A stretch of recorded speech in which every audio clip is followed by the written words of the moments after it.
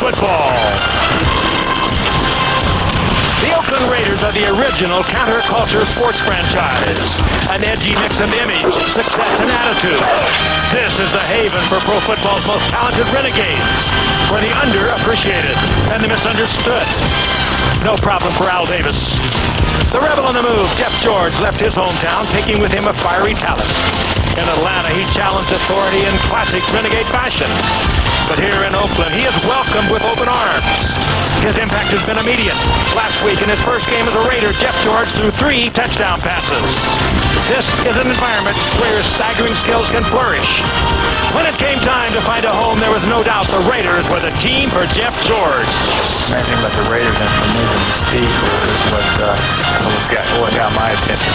And I wanted to be a part of that. Growing up, you watch teams and you grew up around the teams that are the great ones, and the Raiders were definitely always one of those. And now I'm the leader of that team, and I'm very excited about that. And the Raiders are excited about having him wear silver and black. One of the most fierce rivalries in the NFL, the Chiefs and the Raiders, on ABC's Monday Night Football. This is what football is all about.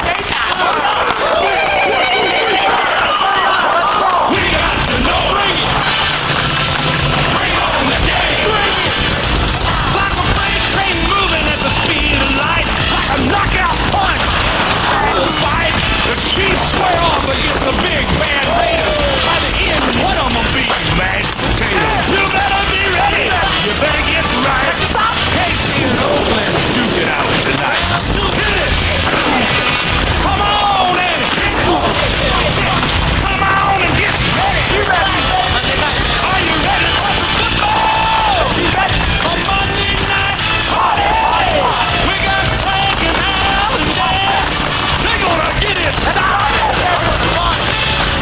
Chris Leonard all set. Out of sight. All my rowdy players are here on Monday night. Bring on the game.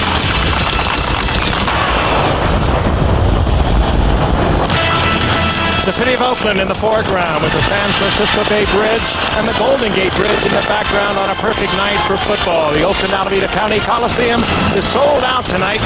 The Raiders and the Chiefs are getting it on one more time. Hello again, everyone. Frank Gibbert with Al Michaels and Dan Deerdorf. Happy you're with us. Good matchup for you tonight. The Raiders and the Chiefs. Both teams missed the playoffs a year ago. Both teams have made major changes. The Raiders changed at the top. They brought in Joe Bugel as head coach, and they brought in a controversial but very talented quarterback, Jeff George. Meanwhile, Kansas said he was 9-7. That was ugly for Marty Schottenheimer. He not only changed quarterbacks, Al, he cleaned house, and he did. Well, it was ugly because they didn't make the playoffs, Frank, something they had done every year from 1990 through 1995. They decided to play a pat hand last year, and they didn't go to the playoffs for the first time in this decade. So they cleaned house indeed. Elvis Gerbach, the former 49ers, the new quarterback. Marcus Allen is now a backup. Greg Hill is the featured ball carrier. And they have 7 new starters on offense and 5 new starters on defense. But with all of those new faces, they didn't meld very well last week, and they lost to Denver by a score of 19-3. Keep in mind, Marty Schottenheimer has been a coach in the National Football League since 1984. He has never had one of his teams begin a season with a record of 0-2. And tonight, Dan, he faces a team that tries to begin its season by not going 0-2 as well. And now the Raiders lost last week in overtime to the Tennessee Oilers. They didn't play a bad football game with the exception of their inability to control the line of scrimmage. Their passing game was there, as Frank mentioned. Jeff George had 3 touchdown passes to the great Timmy Brown, but they are the last team in the NFL in rushing the football. They only ran it for 45 yards last week, and they gave up an astounding 255 yards to the Oilers. That has to change. You can't be last in both of those departments in the NFL and expect to win football games. The other thing Joe Bugel's team needs to learn how to do, win close football games. Amazingly, in the last 13 ball games the Raiders have played that have been decided by 7 points or less, they have won only 1 of those 13 games. They need to learn to win tight ball games. We'll be back here to Oakland for the kickoff. Ought to be a fun night. Stay with us, everybody. Monday Night Football right after this. Coach Marty Schottenheimer, who has a 14-5 record against the Raiders. Coach, what's your secret? Give us some insight to your plan to make that 15 tonight. Well, I'll tell you what, they're always a tough physical team, Lynn. The thing that you have to do is compete every snap against them because they're very talented. Coach, thank you very much. Good luck to you. And Al, we are ready for some football. On a gorgeous night, Lynn, Coliseum is still filling up. There is a rapid transit strike in the Bay Area, and so a lot of people who come via the train late in arriving tonight. The traffic, of course, is worse than it would normally be, but they'll have a full house before it's all over and done with as Tomerick Vanover drops back to receive the kickoff, and Cole Ford to send it in the air for the Oakland Raiders.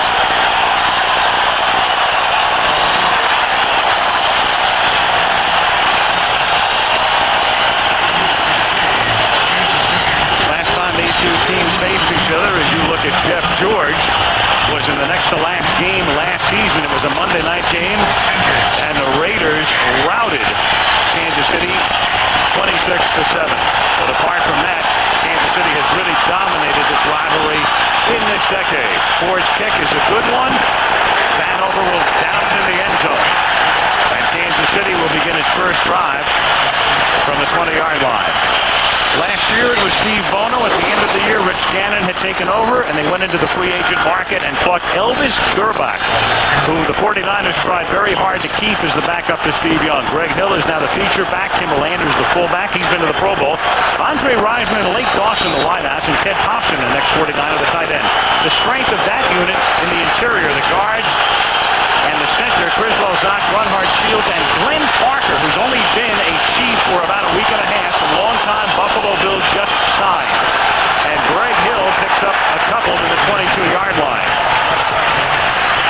The defensive unit for the Oakland Raiders, Dan talking about the fact they were shredded last week. The guys up front who have to make the stops are Smith, Maryland, McLaughlin, one of the best, and Lance Johnstone in his second season. Fredrickson, Beekert, and Morton are the linebackers. And the secondary, McDaniel and Lewis, Trapp, and Turner. Some big names, some prominent people, some Pro Bowlers on that unit, but you never would have known it in Memphis last week. They split Greg Hill wide to the right, put Anders in motion with no backs in this set. And Gerbach throws incomplete because the pressure was on. The secondary did its job. Lance Johnstone forced the issue, and it's 3rd down and 7.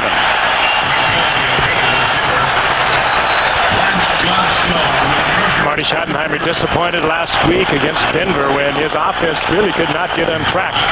Whether that was a tribute to the Denver defense or the lack of the offense having come together with a lot of new people, we'll find out more tonight. I know he's concerned. He wants chunks of yardage. He doesn't want pieces of yardage. He wants to get those big chunks that the Kansas City Chiefs have not gotten over the years. At a little past 6 o'clock, Schottenheimer has to shield his eyes from the lowering sun, and a first down as Damon Hughes makes the catch. And Gerbach is on the money. McDaniel with the coverage. First down, Kansas City. A couple of veteran cornerbacks, familiar names. If you follow this game, Albert Lewis over in the right corner and Terry McDaniel on the left corner. They've been around for a while, and you see the slip. That's McDaniel, Frank, loses his footing as Hughes makes his cut to the outside. Terry tries to go with him and does the splits. It's a good way to pull a groin. Down on the field, though, before the game, it seemed very dry, did it not? Field's in good shape. One back set, and then one back is killed to the outside, and he can't turn the corner because Rob Fredrickson, with a lot of speed, is able to run him down after a minimal gain at the 36-yard line. This Raider defense was embarrassed last week. Dan touched on the fact that Eddie George of the Oilers just tore them up. And it wasn't that they were not in position so much. They put on an awesome, terrible display of tackling. Well, talking to Fred Whittingham, their defensive coordinator, he said, you know, from a coaching standpoint, this was a very easy week. You don't have to say anything to a group of guys that get beat up as badly as they got handled in Tennessee last week. Gave up 255 yards rushing.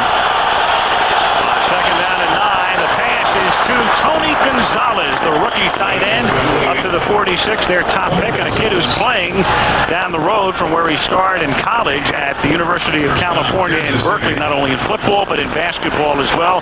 And there is Whittingham, the defensive coordinator. And they love this young rookie out of California, Tony Gonzalez. He played in a similar offense at the University of California as Steve Mariucci, who's now the head coach of the 49ers, and they really think he has a great future. Big, 6'4", 244-pound rookie from California. The Chiefs have picked up back-to-back first downs, give it to Hill, and he can't get out of the backfield. Mike Morton wraps him up from behind, number 50, third-year man from North Carolina. If either of these teams is going to have difficulty rushing the football, it's going to be there in the dirt infield. It's going to be hard to really dig in. It's going to be hard for a back to make a 45-degree cut, really go back against the grain. They're going to have to be very cognizant of where they are on the football field when they're in the middle of it here. Joe Bugel, in his first year as the head coach of the Raiders, he was the head coach of the Cardinals earlier in this decade for 4 seasons. Forgettable ones, basically. Gerbach throws, and it's off the fingertips of Andre Rison, playing with his 6th team overall and his 5th team in 4 years, and a man who scored a touchdown in the Super Bowl for the Packers last year. And if that ball's about 6 inches shorter, Frank, that might be a touchdown. Terry McDaniel's playing right on his face, playing Raider kind of cornerback, and Andre Rison read that along with his quarterback, and Gerbach maybe just a little too eager early in the game, just a little too much on that. But you're right, Dan, that could have been 6 so quickly. 3rd and 11. A little more than 3 minutes into the game. On the baseball infield, Gerbach plants and throws, and it's incomplete, and some confusion. I think in terms of the pattern, Danon Hughes was, I guess, closest to it, but the pass was a good 7 or 8 yards from him, and the sun may have played a part in that one as well. Yeah, I could have, but I mean, there was no receiver even within the area. That was a foul up by the 2 receivers. I think Andre Rison is doing the fly, and I think he probably should have broken that off to the outside. Gerbach threw a sideline pattern, and Rison ran a streak. That doesn't work. Confusion was somewhere there between the 2 of them. One of them misread the defense. Well, the sun not a factor really, but the sun sets on this drive as the punt by Aguilar will be fielded at the 19 by Desmond Howard, and the Super Bowl MVP gets knocked down at the 19 by Bobby Houston. Mike Stock very happy about that, the special teams coach. 36-yard kick and no run back, and Oakland will get the ball early in the first.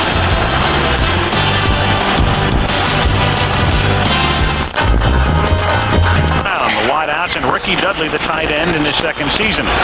Harlow, Wisniewski is one of the best.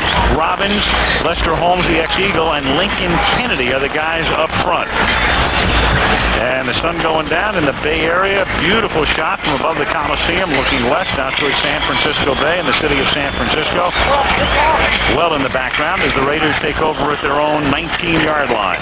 And, of course, Jeff George, a player that was courted by the Kansas City Chiefs.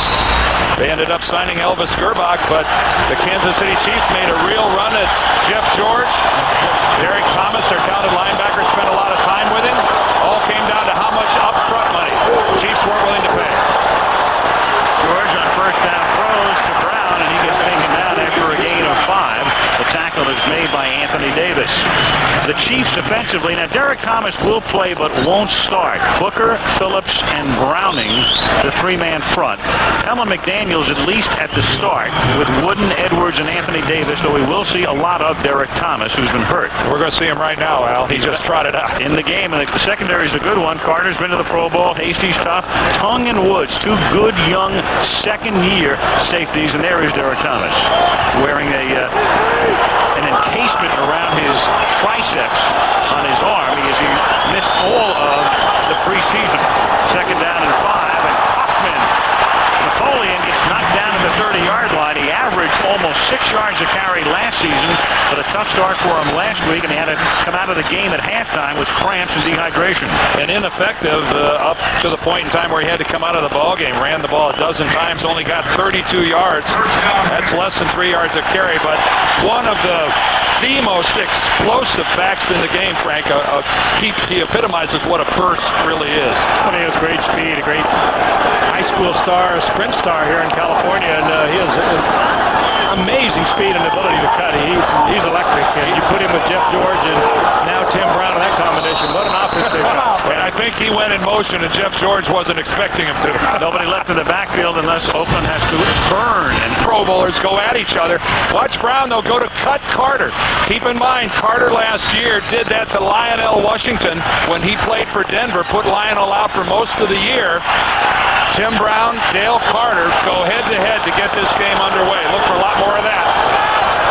the Raiders, after burning a timeout, at first down now from the 30-yard line. George protected well, dumps it off over the middle. That's Jerome Davison, who has won the starting fullback spot, tackled by Anthony Davis.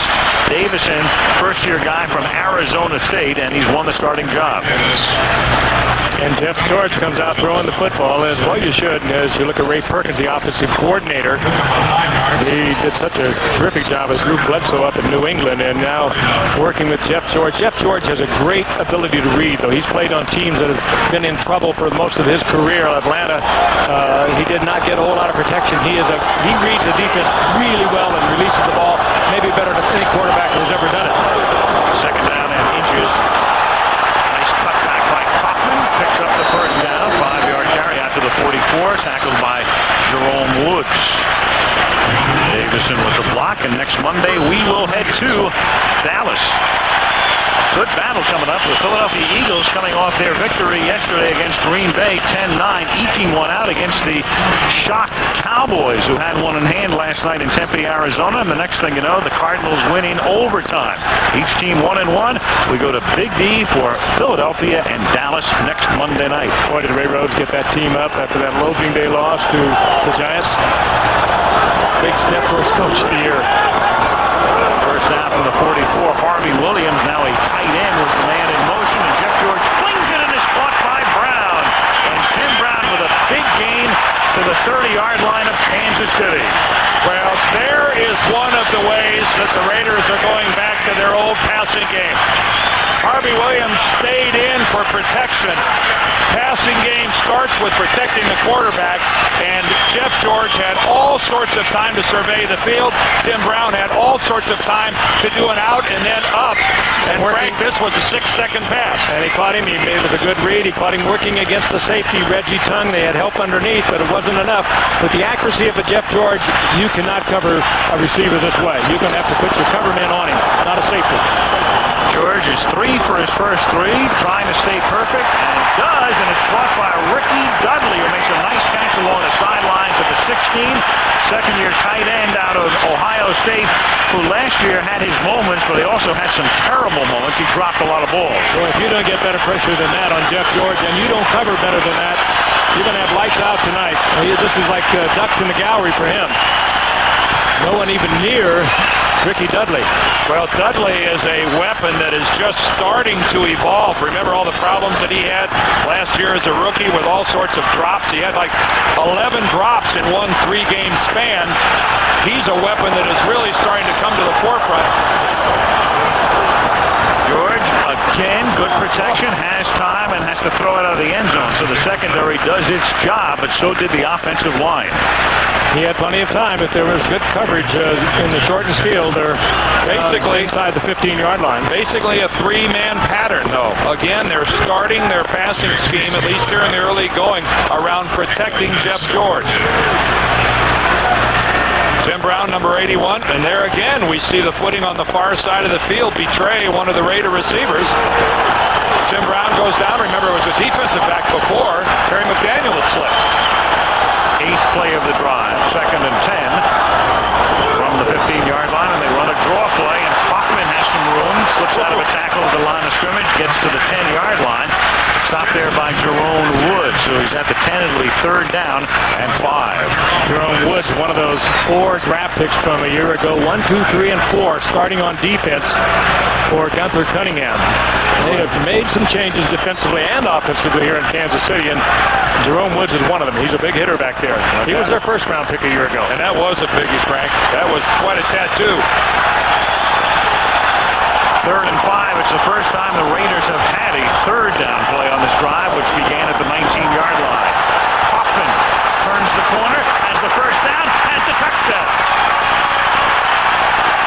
Harvey Williams came in and got just enough of a hit on Derek Thomas. And I thought it wasn't enough of a block at the time, but Kaufman with that unbelievable quickness and burst to the outside, Frank, even without awesome blocking, still scored a touchdown. Well, there wasn't much of a block, you're right. I think Derek Thomas just underestimated the burst that you mentioned of Napoleon Kaufman, and there are few backs in this game that had that burst. He just pulled away from Thomas and then broke it back to the inside touchdown. Pat Harlow, number 77, was downfield throwing a block. But boy, credit a lot of that to the individual skills of Napoleon Kaufman. Cole Ford for the extra point. Nice move by Araguz. He lost control of the ball for the moment and was able to re-spot it, and the kick is good. So Napoleon, a non-factor last week in Memphis, is a big factor tonight on the first drive as the Raiders go 81 yards to lead Kansas City 7-0.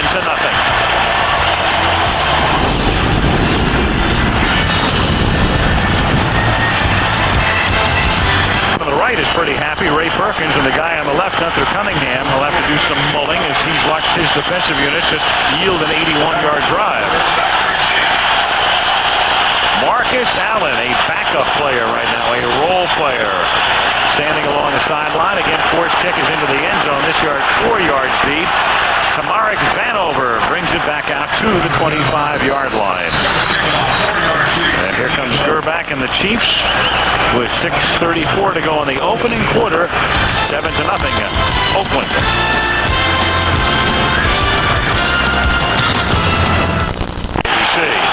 From the 25-yard line, Brett Perriman was the man in motion. One of the new Chiefs is Greg Hill. Picks up 3 to the 28-yard line. Monday Night Football is being brought to you by Sprint, where Monday nights are free and clear. Plymouth, one clever idea after another. That's Plymouth. Miller Lite, now the official beer sponsor of the NFL, and Southwest Airlines, with fares so low you have the freedom to fly. Andre Rison in there and Brett Perriman. The Chiefs have 2 receivers who have over 1,000 yards, 1,000 receptions between them. Now he's 4 wide on set on 2nd down and 7, and with it spread out, they give it to Kimball Anders, who's off to the races with a big first down and a lot more, and finally run out at the Raider 29-yard line. It's a play they ran a couple of times without that much success clearly last week against Denver. Spread them out, give it to Anders. He's almost a forgotten Chief, too, with the acquisition of Andre Rison and Brett Perriman. He has been the leading receiver for the Chiefs over the past 3 seasons. He can do it all, though. He can run the football. He's a good blocker, Pro Bowl player, and it was a good call. 4 wide receivers, you go with the drawdown. And it ran right behind the strength of the Chiefs' offensive line. The middle of it, left guard Dave Zott, center Ken Grunhard, right guard Will Shields. These guys have been together for years, and boy, that was a nice job of blocking. 43-yard run, second longest of his career, as Greg Hill fights his way for a pickup of 3. Hill, number 1 draft choice out of Texas A&M 4 years ago. Bided his time. They thought he might ascend a little earlier, but a fellow by the name of Marcus Allen had other ideas. Yeah, Greg Hill has worked hard, though. He knew that eventually he was going to take over Marcus Allen's spot. Marcus is okay about it. We talked to him before the game. There's no question about that. But where Greg Hill has really improved, he has worked off season in catching the football. And he had 7 receptions last week against Denver. He only had 3 all of last season. He can now catch the football. On 2nd and 7, fake the Hill, end around. Andre Rison with a straight arm, but he's taken out of bounds at the 24-yard line by James Trapp, about 5 yards short of the first down. It's kind of hard to outrun James Trapp. He represents a lot of speed, and from that safety position, he came up and held Rison to about a yard, yard and a half. Marty Schottenheimer and Reggie Tung going over things. Tung the safety. Marty, a defensive coach throughout his career, and it would figure his offense is out there, but he lets Paul Hackett pretty much run that, and he's concerned with his defense. 3rd down and 5. Good protection. Gerback goes, and it's caught at the 14 by Ted Popson. And the ex-49er takes it to the 9. A man, Ted Popson, Marty Schottenheimer, Schottenheimer said it's been the biggest surprise in camp for me this fall. Well, he's been a big help, too, working with the rookie Tony Gonzalez. Popson, who, with all the experience with the 49ers, a good receiver, pretty good blocker coming off the line of scrimmage, too, but he's been a big help for the rookie Tony Gonzalez. But the man for years in San Francisco was Brent Jones. Ted Popson really never got that much of a chance to shine. Schottenheimer's very impressed. Greg Hill on an inside give, bounces off the first tackler, but then is thrust back. Mike Morton makes sure he doesn't advance any further. It'll be 2nd and goal. Greg Hill, you know who must look at Greg Hill out there on the field and wonder, it could have been me, is Harvey Williams. Harvey Williams was the #1 draft choice of the Chiefs 7 years ago and never really, in his mind, got the shot. He operated under the shadow of Marcus Allen, and now it's Greg Hill's opportunity, and Harvey's left to watch from the other side of the field. Now he's the tight end. Yep, the #2 tight end for the Raiders. 2nd down and goal from the 11-yard line. Gerback throws, it's caught at the 6-yard line. That's Andre Rison who gets wrestled down. It'll be 3rd down and goal.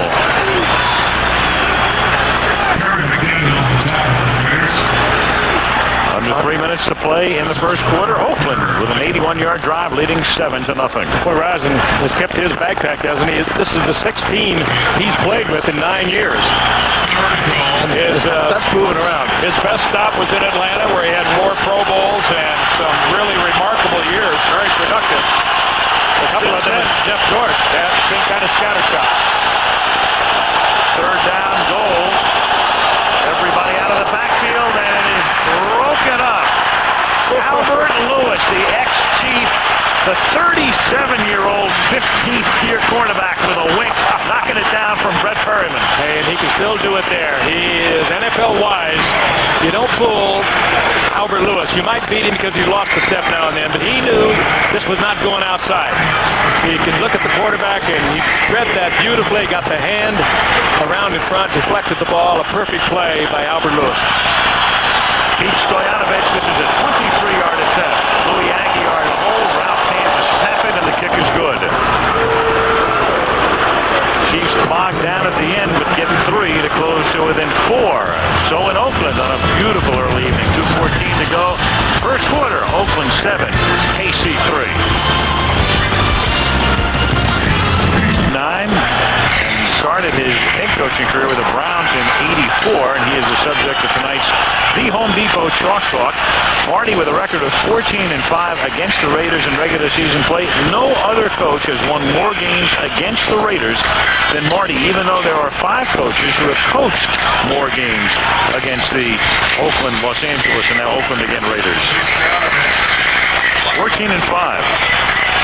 And during this decade, 12-2 are the Chiefs against the Raiders. Pete Stoyanovich to kick off, and he kicks it in the direction of Tim Hall and away from Desmond Howard. And Tim Hall had a nice run back last week against the Oilers, brings it to the 27-yard line where he's tackled by Greg Minuski. That is the Goodyear Blimp Eagle up from Carson, California, in Southern California, has made the trek north and providing the Scenics on a spectacular early evening in Oakland.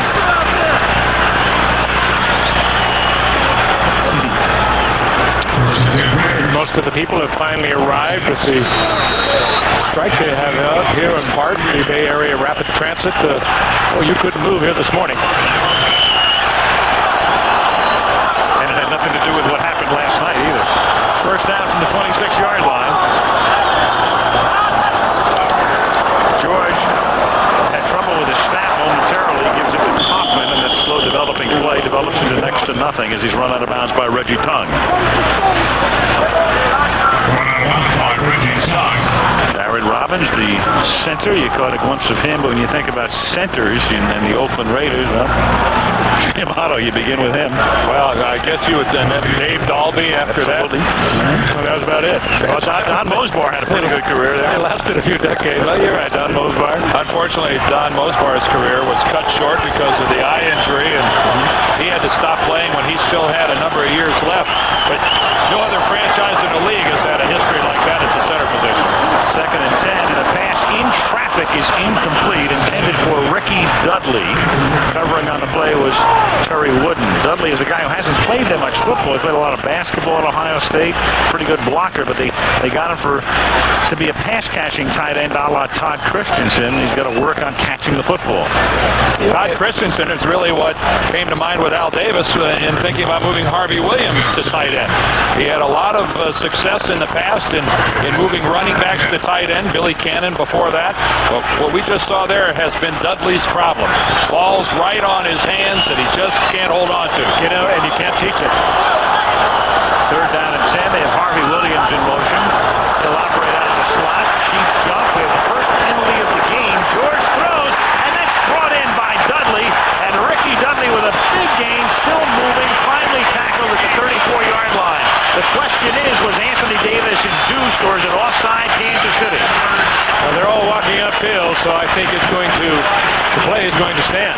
Gary Lane is the referee and checking with the line judge and rechecking now to make sure it wasn't a false start. Now they're bringing it back. The guy that was bouncing along towards the line, Harvey Williams was in motion. I wonder if there's some question about whether Harvey was going forward or not at the snap. I thought he'd gotten set in the slot. He was lined up outside. I don't think he ever did. Watch Harvey bouncing along. He can continue to move, but he can't go forward. Offside defense, number 93. Illegal shift, number 82 on the offense. Penalties offset. Repeat third down. I think he might have got 22 and 82 confused. Well, actually, James Jett, the receiver to the outside, had a little bit of a flinch too. You're right, he did. If both of them are moving at the same time, that's an illegality as well. But Harvey Williams was moving towards the line of scrimmage, there's no question. Obviously, Harvey thought the snap count was going to occur well before it did. All right, here's the big picture. This is Jett, the wide receiver, towards the bottom right of your screen. Watch it. You see that right there? He and Harvey are moving at the same time. And Harvey is moving towards the line of scrimmage. Either one you could call. The timing was well off there on the Raider offense. And there went a 40-yard gain, and there goes another timeout. So after the Raiders commit their first penalty. Oh, and now Chef George walks the sidelines barking at somebody. Well, he wants to get the play a little more quickly. He has to wait to break that huddle till he gets the play. That's what he was angry about. I'm sorry, but when Jeff George goes to the sidelines yelling, it's a story. He's talking to Fred Biletnikoff there on the right of your screen. Who calls the plays into him? Well, they may have had 12 guys on the field. Kenny Shedd had come onto the field, and he was running off as George called timeout. Ray Perkins has just watched his offensive unit burn 2 of the 3 timeouts in the first 14 minutes of the game.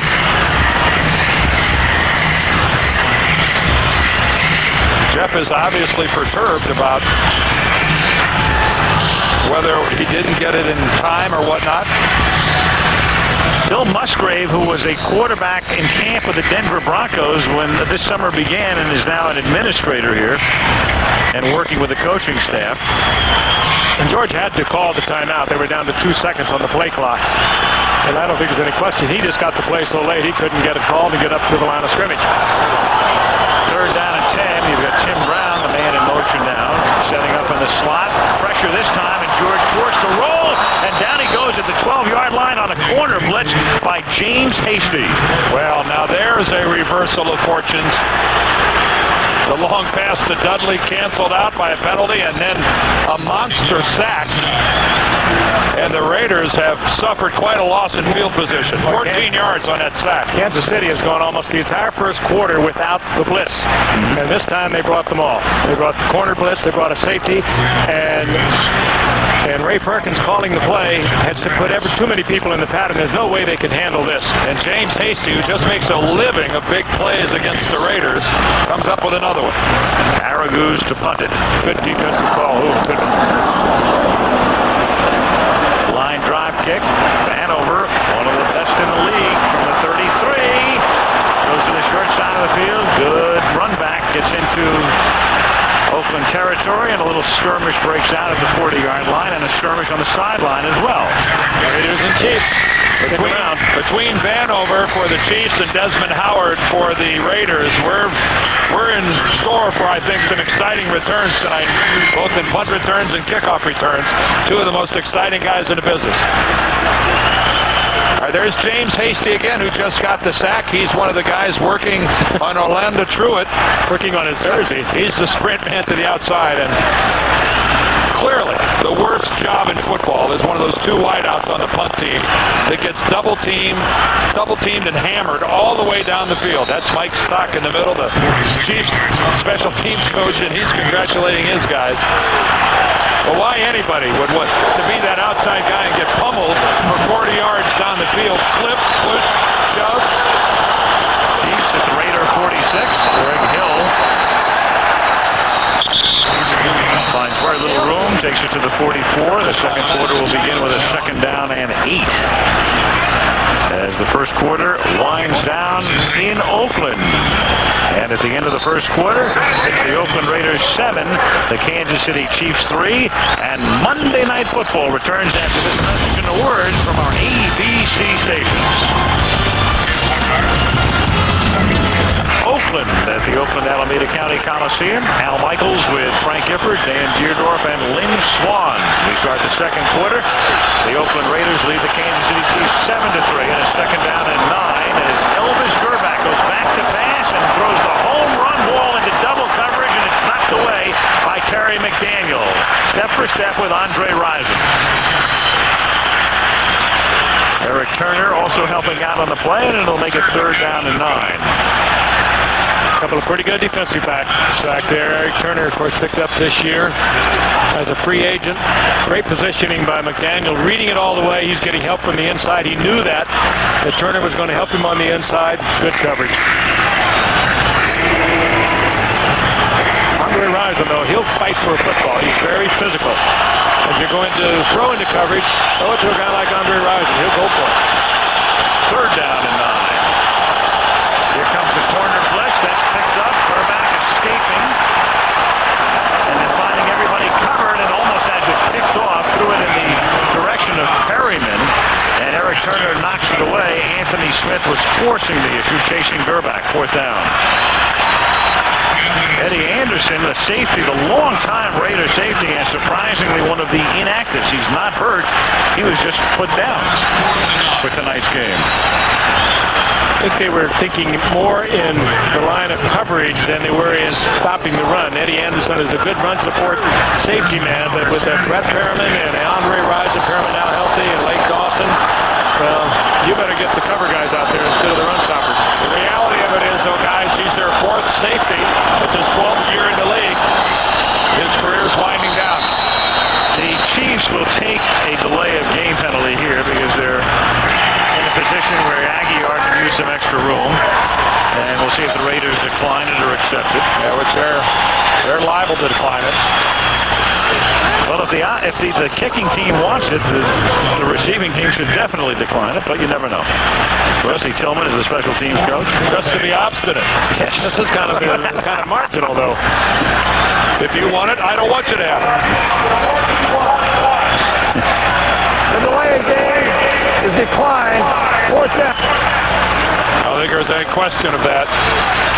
Nobody in a red shirt or a red helmet gets anything they want here without it being contested by somebody in black. Louis Aguiar, this is the 481st punt of his career. He has never had one block. Still hasn't. Bounces at the 11 and skips into the end zone.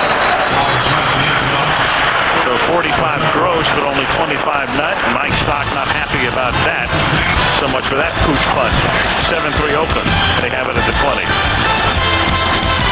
We've got the Cowboys and the Eagles next Monday night. Oakland at the 20-yard line, 1st down. And this is Kaufman up to the 22, a gain of 2. Monday Night Football is being brought to you by Coors Light, proud partner of the John Wayne Cancer Institute and their search for a cure. Ford F-150, strength after strength after strength. And the Home Depot, America's home improvement coach. What a shot. The Bay Bridge, twilight, fog setting in. Pull back over the East Bay in Oakland, second down and 8. From the 22, and Kaufman nearly got knocked down in the backfield and turns a loss into a next to no gain. Derek Thomas pops him. Vaughn Booker almost had him. That's Thomas coming from the opposite side of the field, and he had a head of steam too. He unloaded on Kaufman. Pella McDaniels there. Ironically, they're working on his arm, and he's the guy taking Derek Thomas's place from time to time tonight. And Derek's problem has been the triceps. Of course, that's a lot higher than the triceps area, but still there is Thomas wearing that big and bulky, what appears to be a cast, but it's really soft. He says it doesn't bother him at all. Happened way back where? In early August, late July? Yeah, late July. This has been a big week, though, for Derek Thomas. He has made a noticeable improvement. So say the Chiefs. Good protection. The secondary does its job, and George goes down to a knee at the 24-yard line, well short of the first down, and Oakland will be forced to punt. And that is not Jeff George's long suit. Since that long pass to Dudley that got called back, the Raiders have just run off 5 consecutive pretty clinkers. Yeah, we'll call them clinkers, clunkers, whatever you want to call them. Very ineffective offensive plays. Here's a threat. Vanover, 2 years ago, Vanover won a Monday night game, you might recall, against San Diego in overtime with a punt return for a touchdown.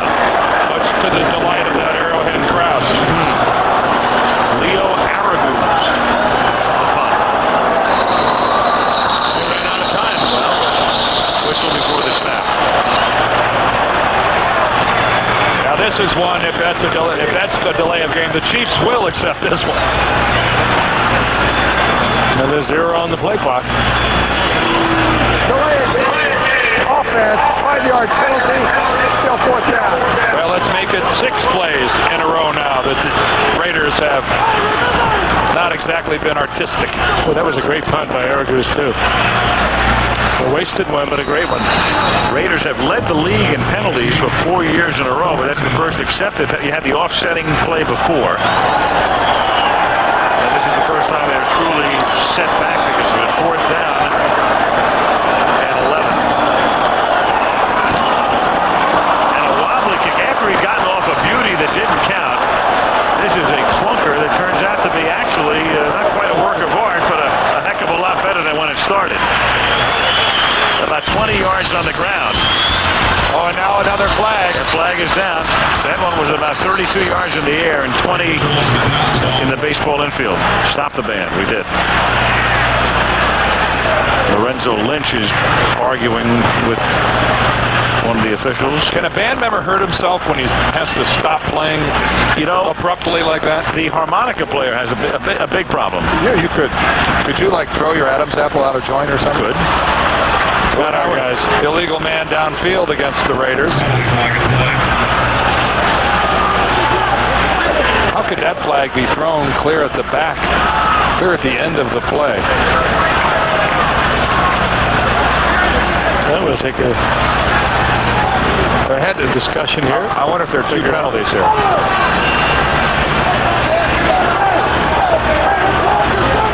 Well, it was 4th down and 11 at the line of scrimmage. Howard Slavin is the side judge going over things with Marty Schottenheimer. Gary Lane to tell us in a moment what this is all about. Maybe. Joe Bugles clear out onto the field. He's in no man's land out there. He's not allowed to leave the bench. He's 5 or 6 yards onto the field. Illegal touching of a kick by number 88 of the kicking team. Went out of bounds. It was the first to come in and touch the ball. 5-yard penalty, re-kick. Orlando Truitt Had been taken out of bounds, came back onto the playing field. That is a seldom seen penalty on the kicking game, that illegal touch. And I'm sure that the most surprised person in the stadium is Orlando Truitt that he did something wrong.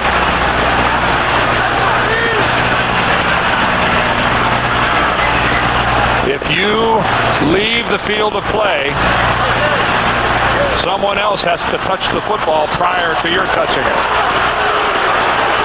Vanover will have another opportunity. And It's a doubly weird penalty, too, because the ball was just dying to begin with. It almost didn't even require anybody to touch it at the end of the play. No, it didn't require anybody. And so a 52-yard punt, A bad break for the Raiders. That's what that is. so they're back at the 14-yard line. It's 4th down and 16.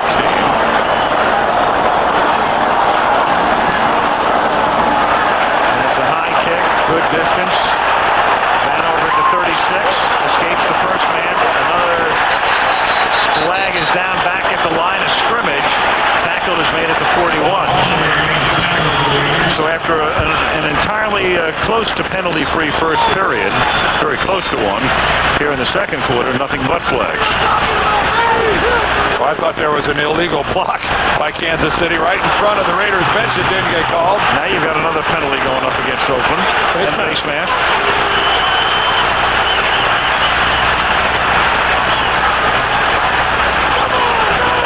Lorenzo Lynch. Personal foul after the kick. Number 43 And a left hook. 15-yard penalty. That hurts. After the kick, he had the face mask of Tony Gonzalez. Kansas City will get great field position. They get the ball when we come back. 7-3 Oakland.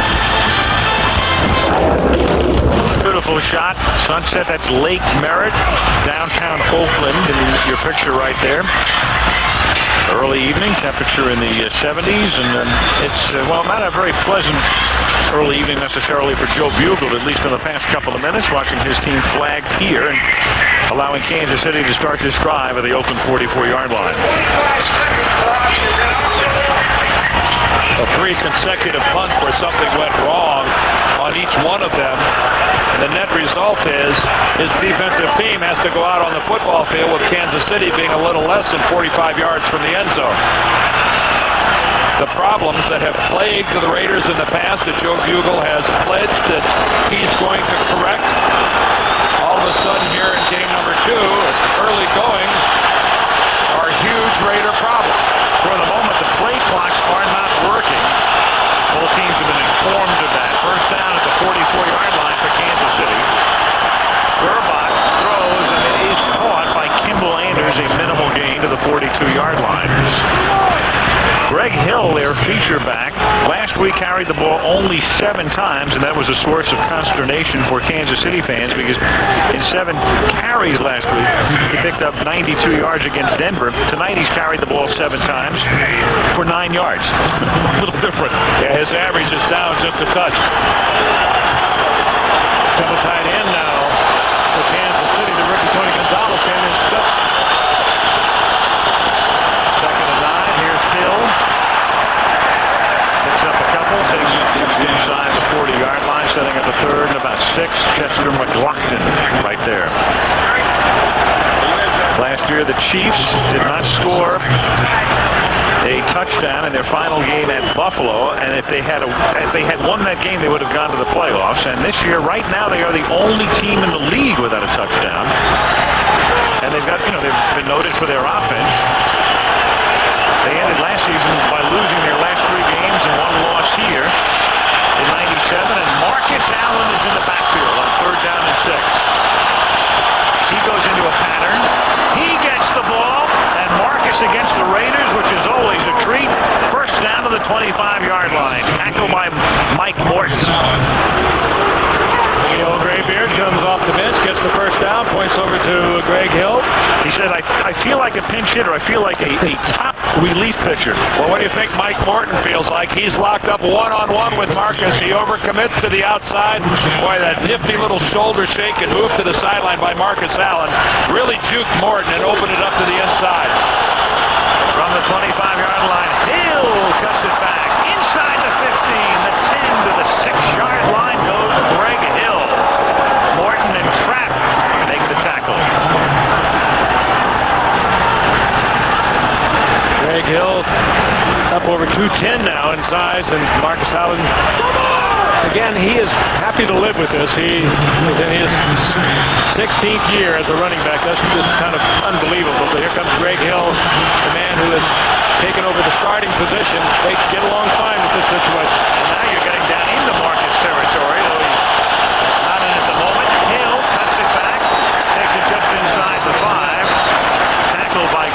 Beekert, second down and goal. Well, it is Marcus territory too, Al, in the sense that we mentioned the fact that Andre Rison has over 500 receptions, Perriman over 500, but Marcus Allen has over 500 receptions himself. And that graphic itself is, that's an NFL record, 112 rushing touchdowns.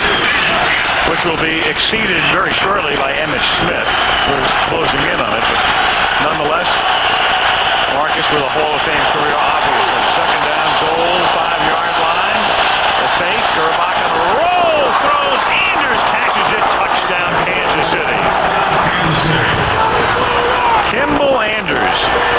Good play action to Kimball Anders, and it just held the safety, and Anders kind of eased into the flat, wide open as everybody bought the play action. Good play action by Gerbach. Well, the Chiefs run two receivers into the middle, creating a lot of confusion in the Raiders secondary. Nobody breaks out of the pile to run with Kimball Anders as he comes back to the outside. That's just poor play in the secondary of the Raiders. You don't lose track of a guy who caught 60 passes last year. Pete Stoyanovich for the point after, and now every team in the National Football League has scored at least one touchdown in 1997. Don't expect much response, Kimball. Fans sitting on their hands right now.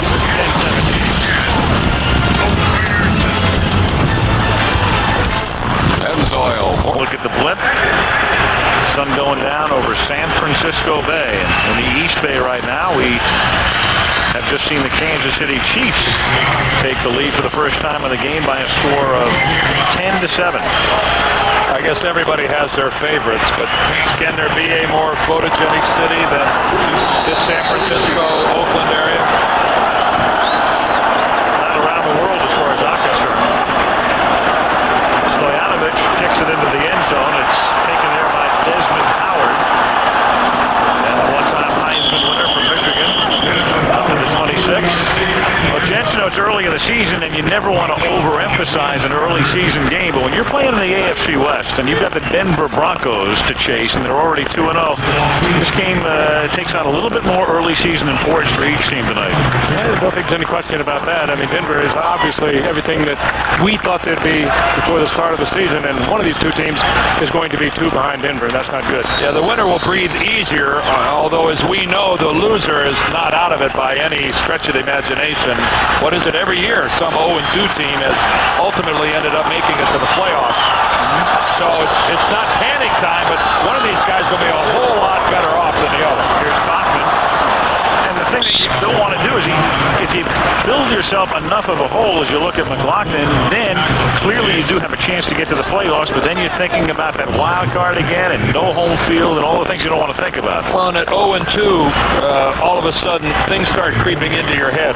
There's a confidence problem. There are questions about, well, maybe we're not as good as we'd hoped we were during the course of training camp. Those kind of negative thoughts, Frank, can kill a team.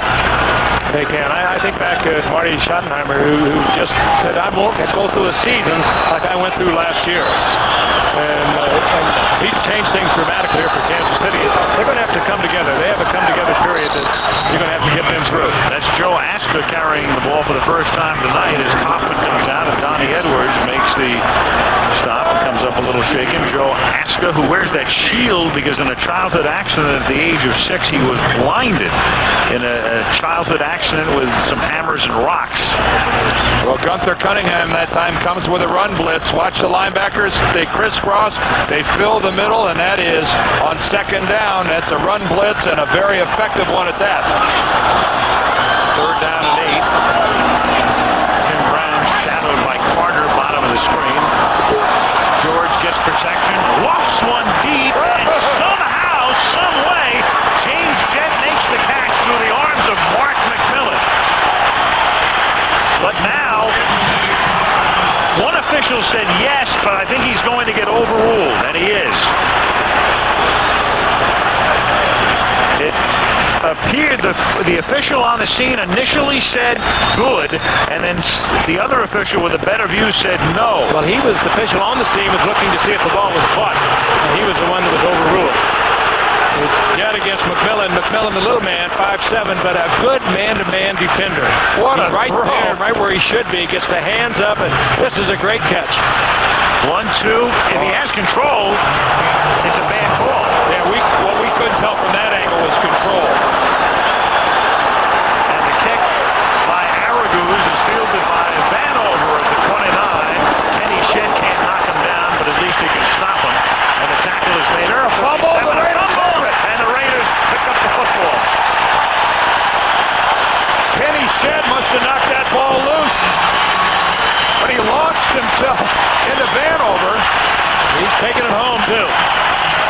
You're right, Dan. He certainly came up with it. Now they just happened to bobble over to Kenny Shedd.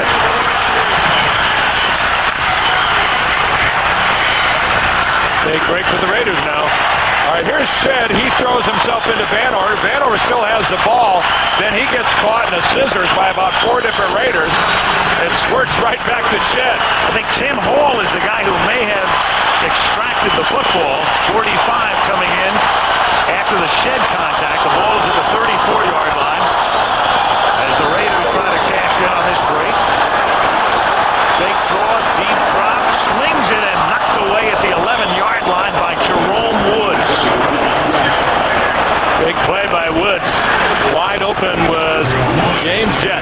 Well, if anything is reminiscent of the old Raiders and watching Darryl LaMonica, number 3, it's after a big play on a first down, dropping back into the pocket and trying to go for the home run. This is reminiscent of the way the Raiders used to play football. Now was the Raiders' trademark. Kenny Stabler, Darryl LaMonica, who also wore that number 3, the same number 3 that Jeff George is wearing. You're right, Dan. If Woods doesn't get a hand on that football, that's 6. We get a turnover and try and get 6.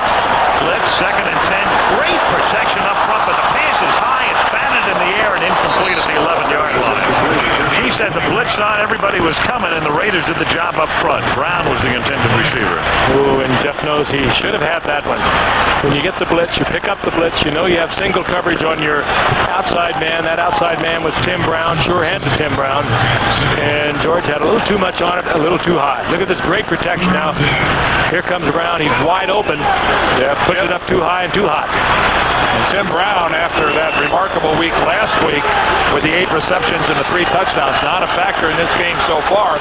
Although he didn't even have a catch at halftime last week, did he? No. And then 3 touchdown grabs in the second half, and they're moving forward again, so we have flags. He's a factor now. Yeah, here's Harvey Williams making the catch, but it was Brown who was moving forward.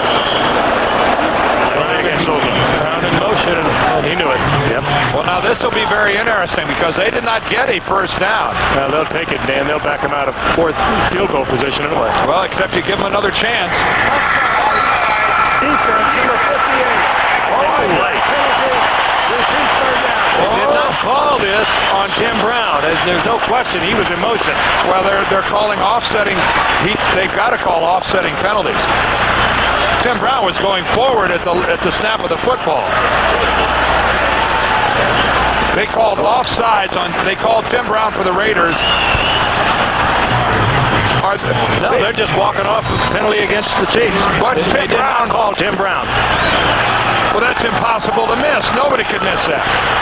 They did. They missed it. Can't believe Marty didn't go ballistic. Makes it 3rd down and 5 at the 29-yard line. George, who'd been hot at the start, is now 4 of 9, and a draw play doesn't fool anybody as Kaufman gets tackled by Thomas.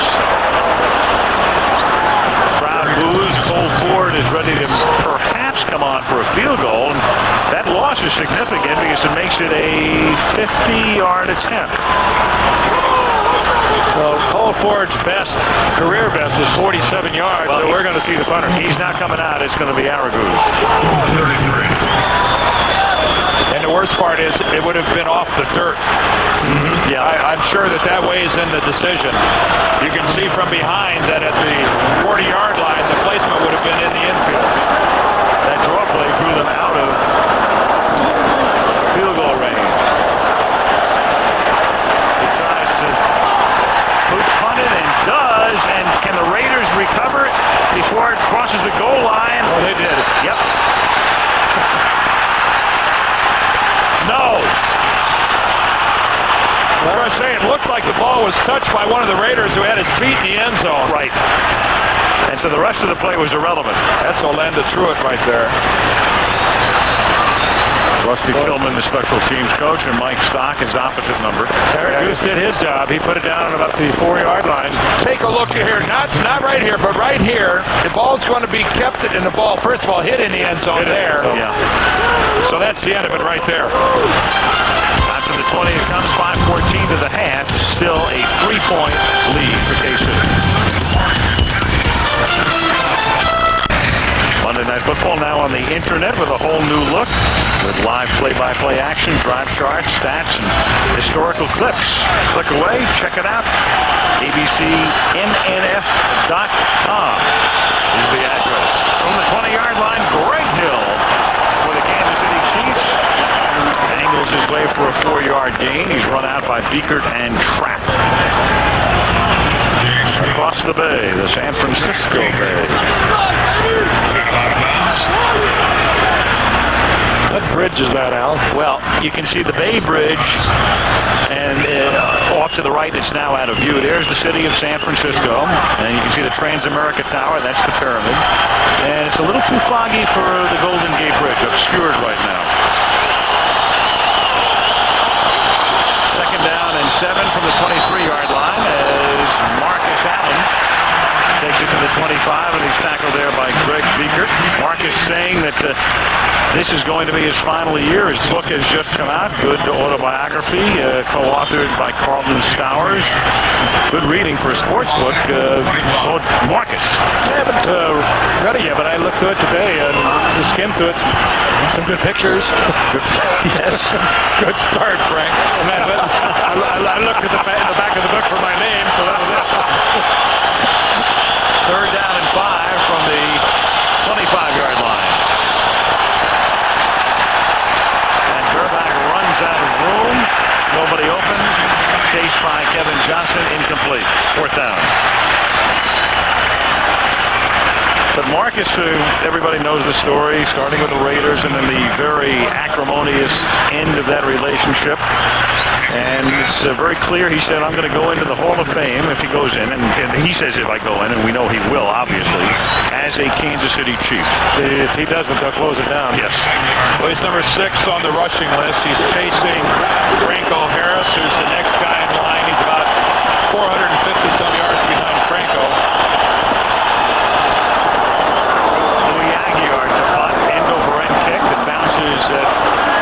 About where a third baseman would play, and takes a good hop for Kansas City all the way inside the 15 to the 10, a 65-yard punt by Aguiar. Got a big jump off that infield. It took a terrific bounce. When you get a net 65, that's quite a change in field position. The defensive line of the Raiders, of course, they're bolstered by the addition of the number 2 selection in this year's draft, Darrell Russell. Chosen right after Orlando Pace, and he'll be seeing a lot of playing time tonight. From Southern Cal, all 6'5", 310 of him, so it's Darrell Russell right there on the sidelines. This guy is going to be a superb football player for a long time to come. And he's going to be able to afford it. And what a rotation they have with Russell McLaughlin and Russell Maryland, those 3 defensive tackles.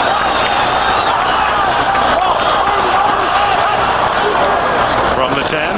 Hello, I'm Derek Thomas, and you're down. Welcome, you've got mail. You've got mail. You've got nailed.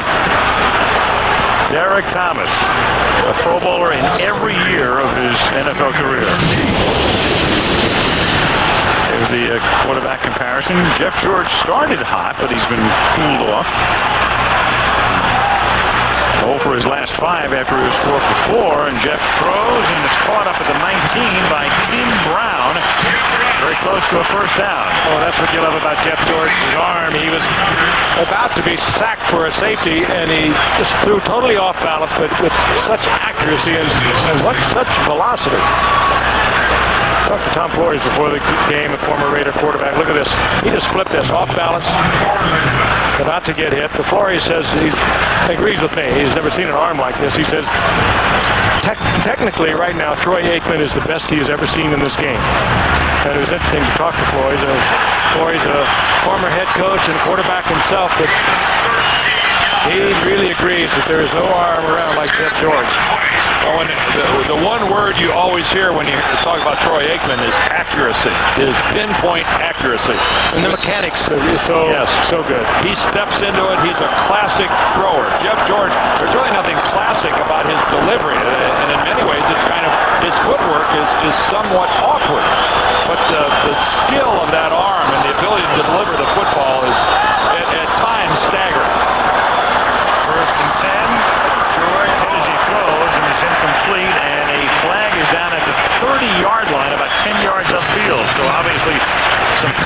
taking place.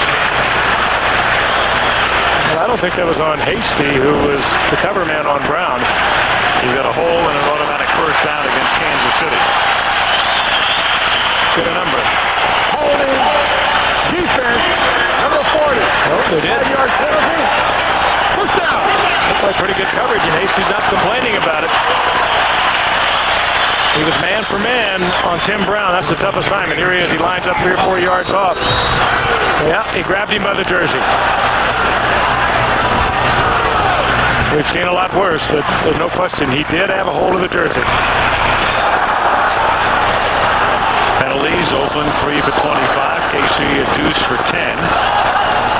First down from the 25-yard line. George slings it incomplete, intended for Orlando Truitt. Somebody tell Orlando there's a game going on here. Yes. I don't know if he thought that there's no way he was going to get thrown the football, but this is fairly nonchalant. Well, he might have had his eye on number 50. Don't you think that might have got your attention? Because number 50, Anthony Davis, could have put him in the seats. Well, I know, I get your point. kind of part of the game, Frank. I'm being kind. I know you are. Second and 10. 2:45 left to the half. George throws. That's caught, and forward progress should be a first down. Caught by Brown, who was across the 35 to the 36-yard line. That should move to 6. First, with the unfortunate injury to Jerry Rice, the May area now belongs to Tim Brown when it comes to catching the football, and he'll carry that mantle pretty well. Yeah, I got to say, he won't embarrass himself. That was his 4th catch of the night. He caught 8 last week and caught them all in the second half. 3 for touchdowns, and just That is their first charge team timeout. Tim Brown just kept the Raiders in that game last week. Marty, ever the teacher, and Kansas City did not like its personnel defensively in this particular situation and uses the timeout. Tim caught 90 passes last year.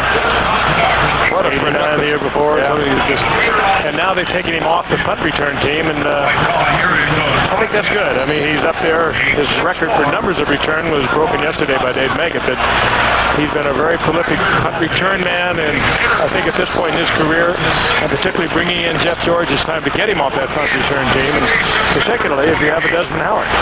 Dave Meggett passed White Shoes Johnson yesterday, I think, in total punt return yardage. And only 90 total yards for the Raiders here as we approach halftime. 81 of them on that first drive. Sounds like somebody turned the switch. Yeah. The Kansas City defense. Well, they've been doing some of it to themselves, too, with penalties. First down at the 35. George throws, and it's caught at the 45 by Brown. And Timmy takes it to the 41-yard line. Tackled by Jerome Woods. 24-yard pickup. And we come to the 2-minute warning. 2 minutes in the first half remaining in Oakland, where Kansas City leads 10-7.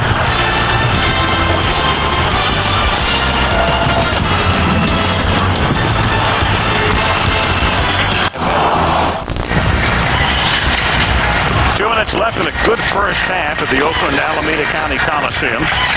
Each team coming in off an opening day loss, but like a typical Kansas City-Oakland battle, tight. 10-7 is the score. Chiefs leading by 3. Marcus Allen looking on as his defense tries to stiffen. First down, Oakland at the 42-yard line of the Chiefs. And George has found Timmy Brown here in the closing minutes of the first half, and I'd stay with him. Pressure, avoids it. Intended for Jet, but covered by McMillan. Good little move in the pocket on the part of Jeff George. You're not going to see him run the ball very well, and he doesn't want to run the football, but he slides around in the pocket pretty well. He's had to over his past 2 years, particularly with Atlanta, and before that Indianapolis. He learned to get rid of the football quickly in the run and shoot offense of June Jones down in Atlanta. A good offense by a good coach. It's hard to imagine these two had problems, because it's hard to imagine anyone have a problem with June Jones. Classy guy, good football coach. I'm sure he'll be back in this game. Second down and 10 at the 41-yard line. And that is caught by Tim Brown. In fact, when you talk to Jeff George a little bit about that, Frank, you get the feeling that ruling may have come down, the suspension from up top, i.e. Rankin Smith in Atlanta, as opposed to June Jones. Of course, that's Jeff's version. There could be a little revisionist history there, but he looks at it a different way. Third down and 2. As Hoffman takes it inside the 30, inside the 20, and Napoleon is out of bounds at the 16-yard line. Ray Perkins happy about that call. Gunther Cunningham not very happy. Well, that was really a well-blocked play up front by the Raiders' offensive line. They're making some good blocks at the point of attack for a line that was really ineffective last week, only 45 yards rushing. Take a look at this thing. There's Lincoln Kennedy out front. Lester Holmes comes in with a block. Pat Harlow's in the play as well. And a good move by Coffin to get out of bounds, stop the clock. They only have one timeout remaining. Coffin did not take it inside. That could have cost them. 18-yard pickup. Joe Askins in the game at running back. A sidearm sling is incomplete and knocked down by James Hasty, the corner. Well, in the last 5 plays, that's about the 3rd blitz off the corner that Gunther Cunningham and the Chiefs have run. He has obviously made the decision that he has got to try some different things to put pressure on Jeff George. A 4-man rush is not getting through the Raider offensive line, and Cunningham, the man you're looking at now, is having to take some chances. And as we all know, chances can end up in touchdowns. That first drive of 81 yards, they did nothing, and George cut them up. And they came with the blitz, and they shut him down.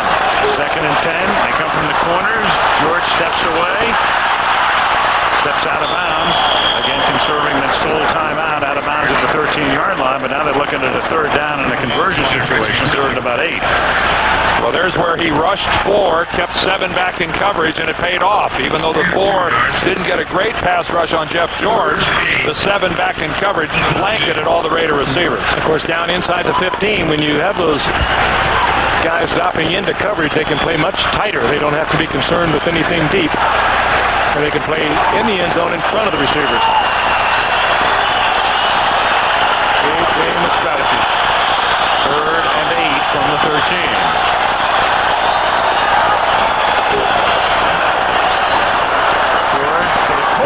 Incomplete, looking for a flag, nothing.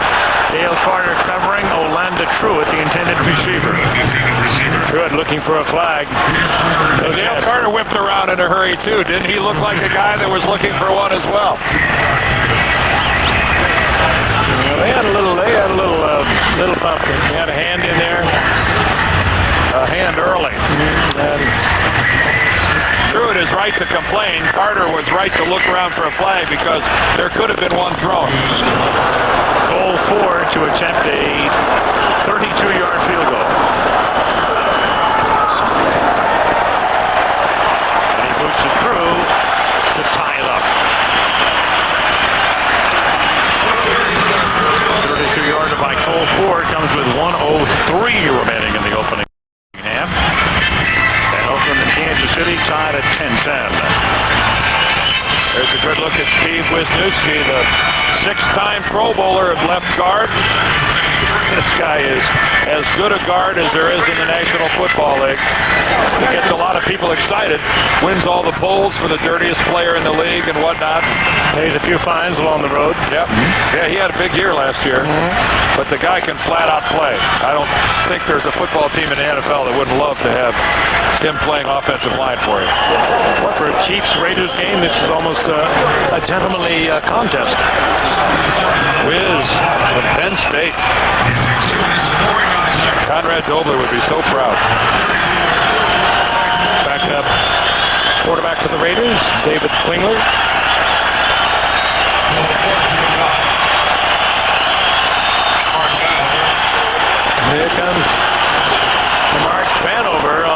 return, and he's returned in 3 years 3 for touchdowns.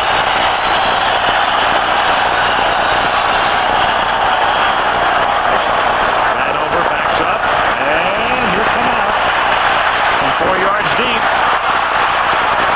Flag is thrown, a couple, one from each direction, up at the 29-yard line. That's a smart play by Vanover to come out of the end zone. He really has nothing to lose. Why just take the touchback and start at the 20-yard line? Maybe you get the big return.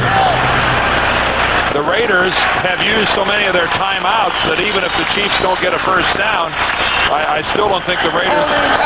Under return team, number 23. 10-yard penalty. First down. How many timeouts do the Raiders have left? One. Just one. Well, the Chiefs and the Raiders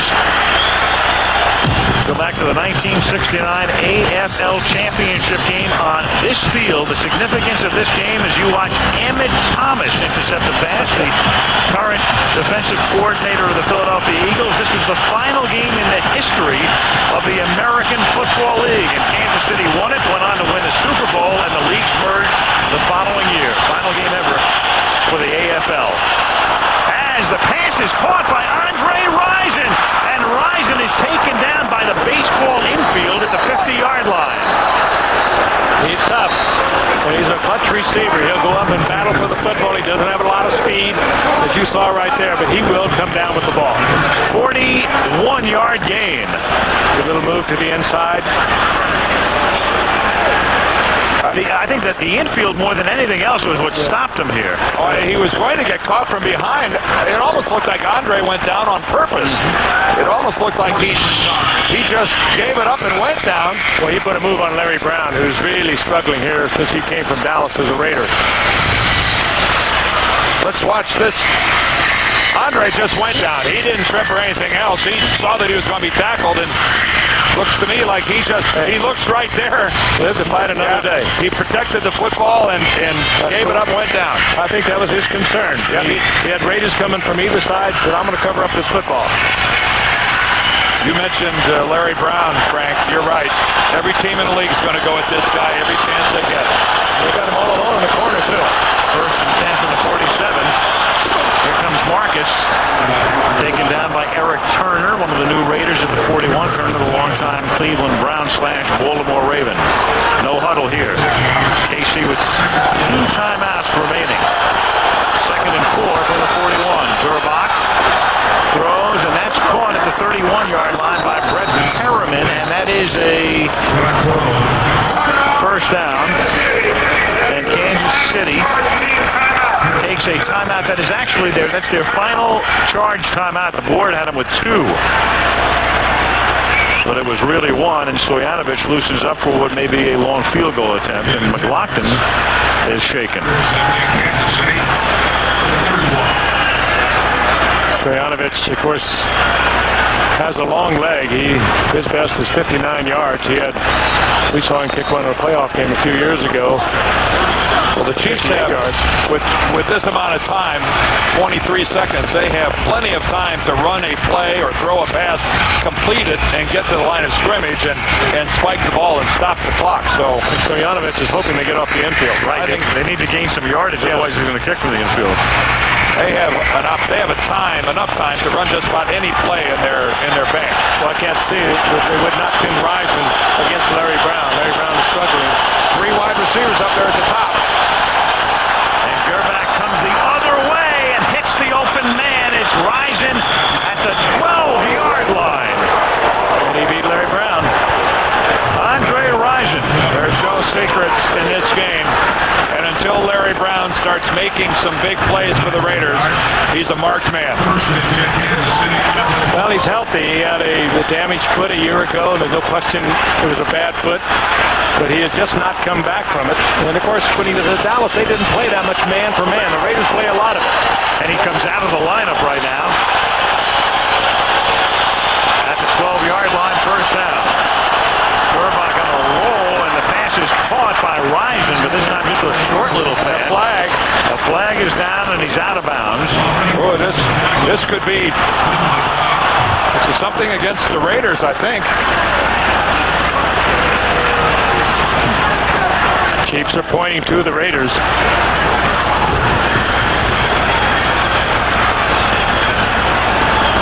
Joe Bugle, when asked about the penalties, he said, we talk about this every day, cutting back. They had a relatively penalty-free first period, but not so the second. Hands to the face, number 51 on the defense. 5-yard penalty. Push down. Lance Johnstone. Not a good place to do it. Nope.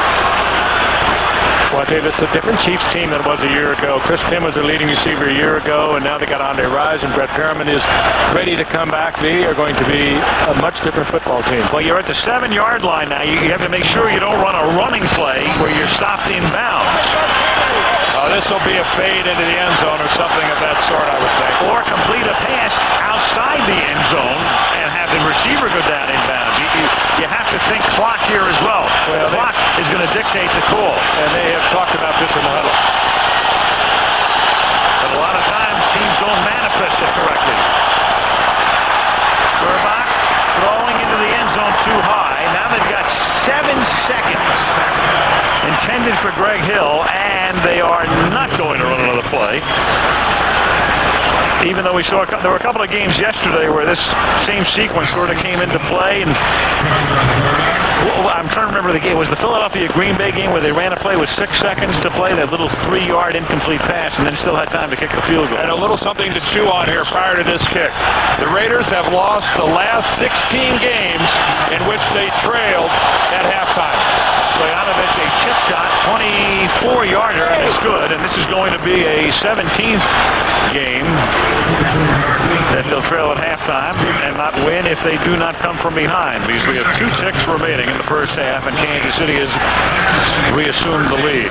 That's the longest streak by any team in the NFL if you're keeping track. But stop and think about that. We talked early on in this ball game about the Chiefs and their poor record in games decided by 7 points or less. But this is a remarkable streak that they have lost their last 16 consecutive games where they have been behind at halftime. If that's the case, they better hope Desmond Howard gets a big return. And if the Chiefs kick it to Desmond Howard, they need some type of an examination. I would not, under any circumstances, let Desmond Howard touch this football. Howard, a high school teammate of Elvis Gerbach. And he caught, what, 19 touchdown passes from him? And St. Joseph High School in Cleveland, and then they went to Michigan together. And he was the quarterback of record when Desmond won the Heisman Trophy. Yep, these two have quite a history together.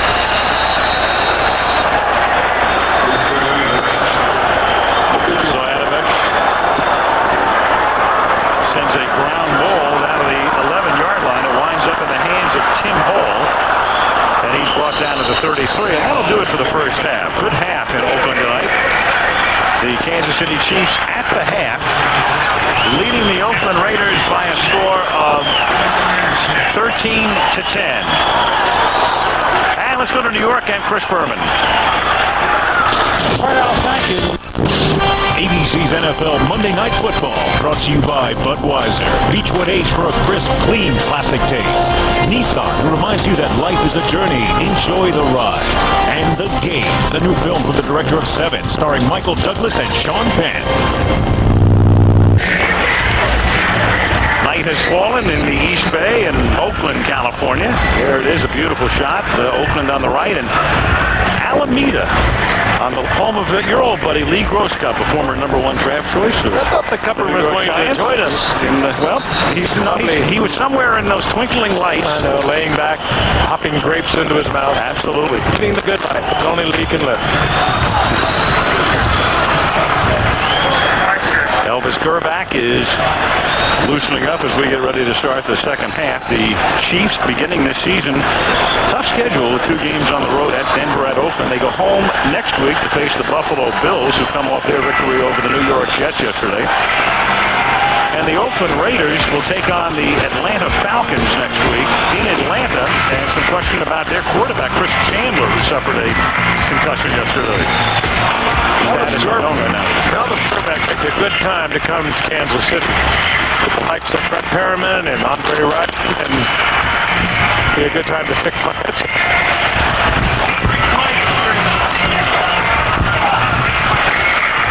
Jeff George getting ready to come out after the kickoff because Oakland will receive. That's Desmond Howard, and they've been trying to kick away from Howard, and most teams will. And that's why Tim Hall, to whom he was discussing things a moment ago, will have to form a pretty good little tag team here. Rusty Tillman, longtime New Orleans assistant, now here. Special teams coach, and we get ready to start the second half. Stoyanovich. And that one was almost overrun by Howard, who had to reach back to pull it in, and then Desmond just stopped at the 24-yard line.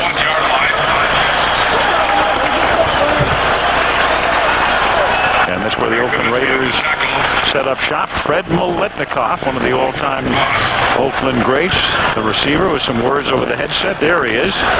Fabulous Freddie. One of the many Hall of Famers that used to wear the silver and black of the Oakland, Los Angeles, Oakland Raiders. Certainly one of the most colorful wide receivers in the history of the game of football. And it's a first down now for the Raiders from the 24-yard line. They start with Harvey Williams going in motion. A little toss to Kaufman. He gives it on an end around to Tim Brown with some room to roam up past the 30-yard line and taken down at the 36-yard line by Reggie Tongue. A first down for Brown. You know, a reverse like that does so many things, especially early in a half like this. You know, the obvious is it picks up a first down. But the other thing it does, it automatically now retards the backside pursuit of the Kansas City Chiefs.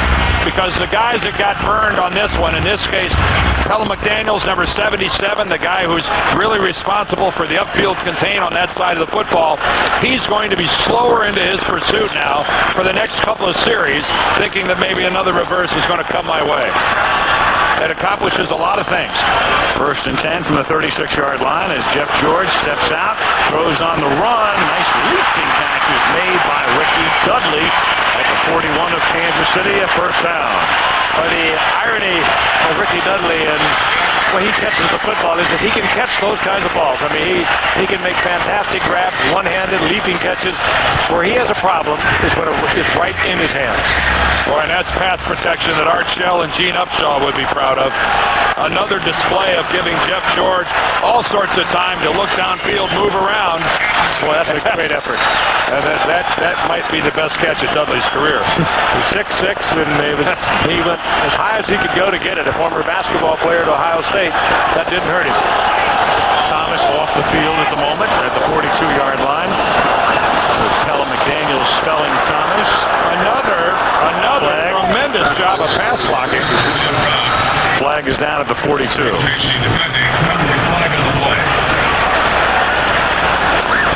George looking to get the ball to Brown, but good coverage by Hasty. Gary Lane. Defense. Number 77. Lined up in the neutral zone. 5-yard penalty.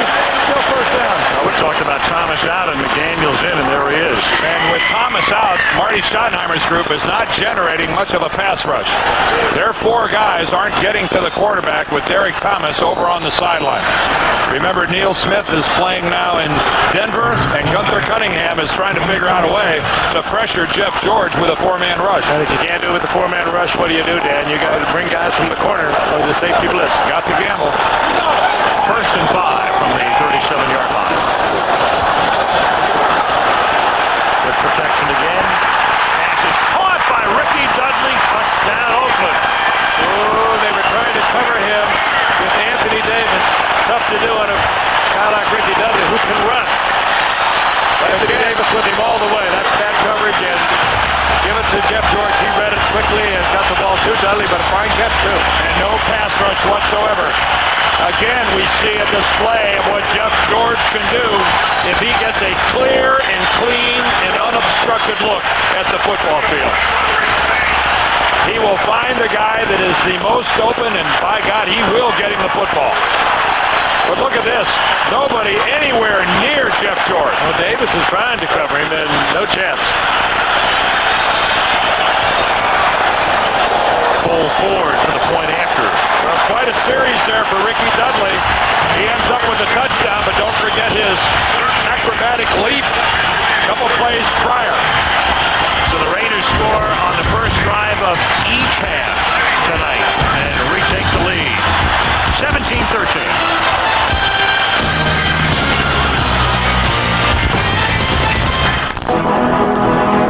How frustrating it must be for Derek Thomas to have been a spectator on that scoring drive of the Oakland Raiders. And how sweet for Ricky Dudley. 76 yards in only 3 plays. And that trailing position the Raiders had at halftime has evaporated. Cole Ford, been doing this all night, sends it into the end zone, 2 yards deep. Vanover, straight up the middle, past the 30, and shaved out of bounds by Cole Ford up near the 40-yard line. Anthony Davis, the man who was beaten. Gunther Cunningham, the defensive coordinator, and the looks of agony, especially on the man on the left, because of this. Great catch this first reception as he went up all 6'6", as high as he could go to come down with it. And then, of course, on the touchdown, they tried to cover him with the linebacker. That just doesn't get it done. On somebody who can run like this, you can't do it. Edwards trying to stay with him. He couldn't. Greg Hill to the outside. It's spun down by Albert Lewis up at the 41-yard line. 15 years in the National Football League.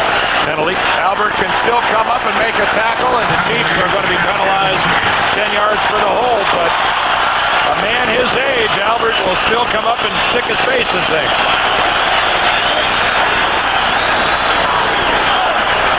Holding offense, number 38. 10-yard penalty, still first down. That is Kimball Anders, the fullback. Again, Albert reaches out with that left, then gets the right, and drags downhill. Boy, he avoided that face mask, too. A lot of players would have gone for that mask. They couldn't have avoided it. 10-yard penalty, first and 20 now. Chiefs from their own 29-yard line. Burback comes back to the left side and winds up hitting Andre Rison for a gain of 7 yards. Tackled there by Terry McDaniel. When Rison caught the football, there are a lot of receivers we see in this game today would be peeking. He didn't. He's tough. He's a combative guy. He'll fight you for the football, and he'll usually come down with it. He runs that slant in as good as anyone around.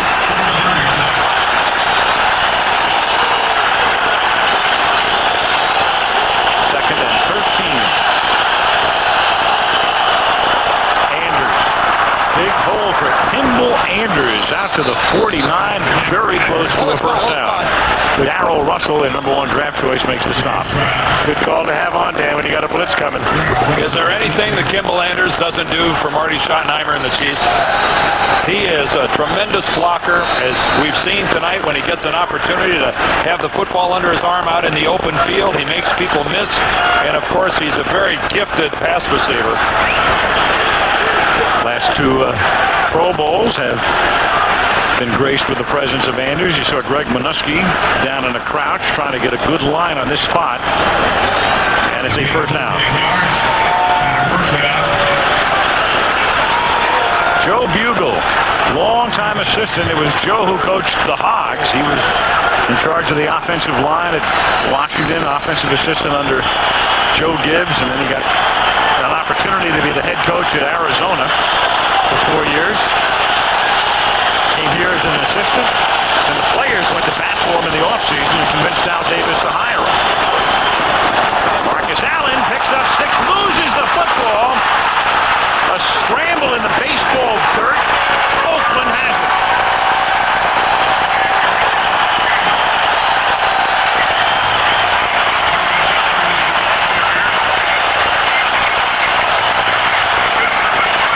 Skirting around, McLaughlin comes up with the football. Albert Lewis almost had it, and Marcus coughs it up.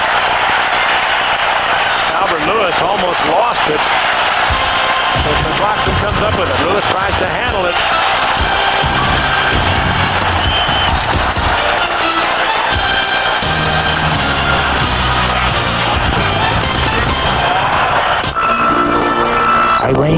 she's been good to us. I reckon it's time I go into town and get us.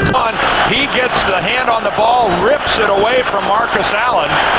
Albert Lewis almost picked it up and had it go for a touchdown, but at the bottom of this pile, Chester McLaughlin comes up with the football.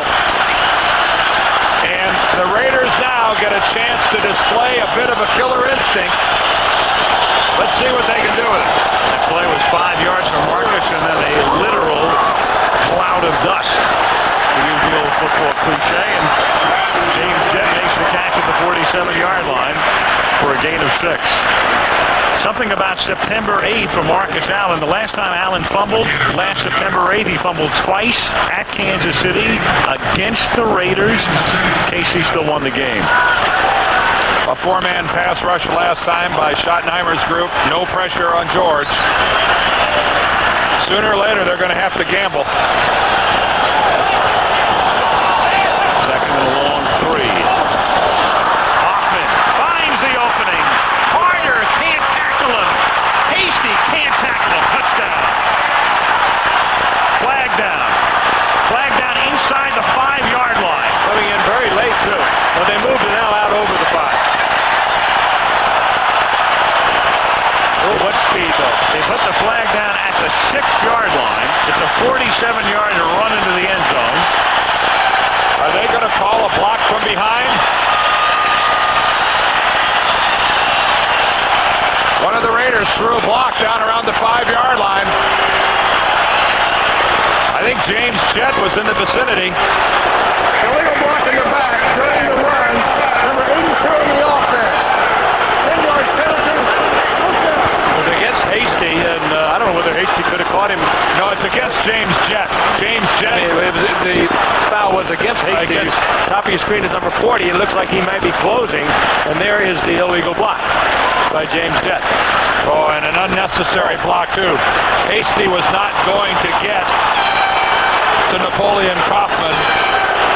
But there is no question that Jett committed the foul. The crowd boos when they see it on the replay board, but he hit him in the back and knocked him down. That's, you know, Al Davis, as astute a football man as he is, he knows doggone well that's a penalty. And it makes it 1st and 10 at the 16-yard line. Oakland up by 4 early 3rd quarter. Joe Lasker, the sole setback. Pass over the middle. On the goal line, in for the touchdown. Ricky Dudley again. Dudley's erasing all of those doubts tonight. Just don't throw the ball into his chest. He's making some fine catches tonight. And if the Chiefs don't start blitzing Jeff George, he might throw another 3 or 4 touchdown passes before this game is over. Another flat-footed, unobstructed throw by Jeff George. What a touch, too. The Chiefs' defensive line is being obliterated by the Raiders' front 5. Over, you'll see, over one Kansas City Chief, over the linebacker.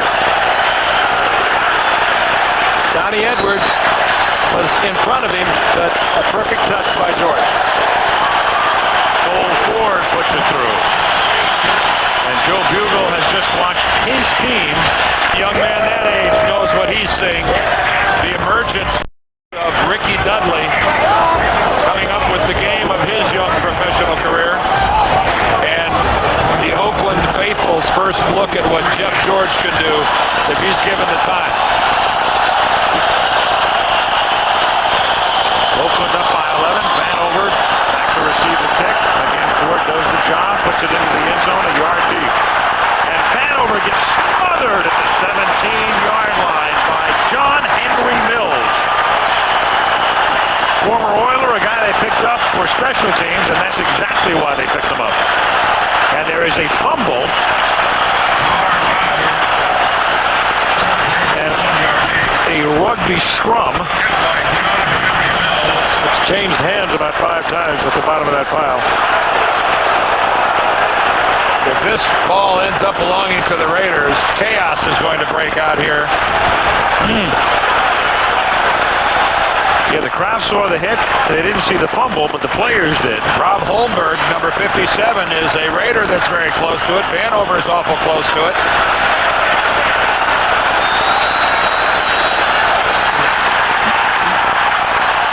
Raiders are saying they have it, yeah, but there's And they do have it.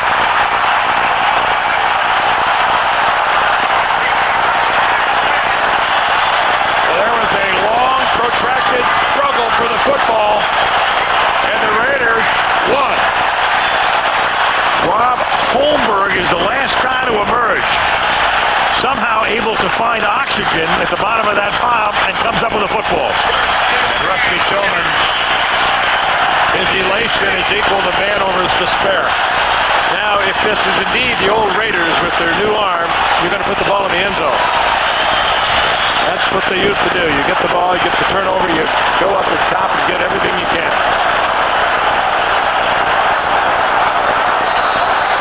First down at the 16-yard line. George going to the end zone. No flag, incomplete. Harvey Williams said, how can you not throw one? Terry Wooden was there.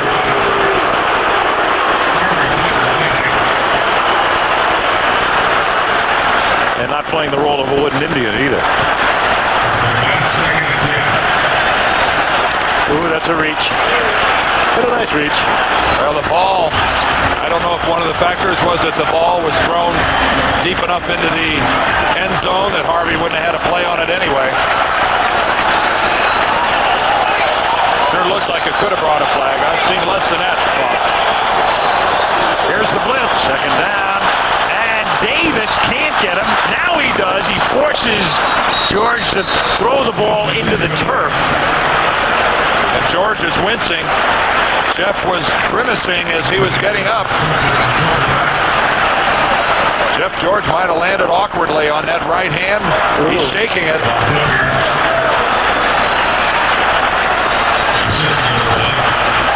Appears to be all right, though, checking for plays on his left wrist. And Kansas City is going to have to do much more of this. They did it after the first drive of the Raiders in the first quarter and were very effective with it. Then they got away from it, and George ate them alive. They've got to come back to it. Anthony Davis kept after him, missed him once, and finally put George down. We saw what the blitz can do. You can't do it every time, but the Chiefs went far too many snaps without a blitz and have given up some scores. Third down and 10. No blitz, a simple four-man rush, and the pass is incomplete, thrown into the middle of the action. Tim Brown right over the middle, Jerome Woods the nearest coverage.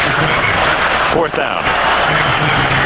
So the Raiders, who would have had a touchdown were it not for the penalty, can't gain a yard on 3 plays. And we take a look at Thomas working against Harlow. And that's Derek taking strictly an upfield rush, and then when he tries to go back to the inside, can't make the move, and Harlow just smothers it. Cole Ford, this will be a 34-yard field goal. And it is just good, just inside the right upright. Vanover is disgusted. His fumble sets up 3 more for Oakland. 9:50 left in the third. It's now Oakland 27, Kansas City 13.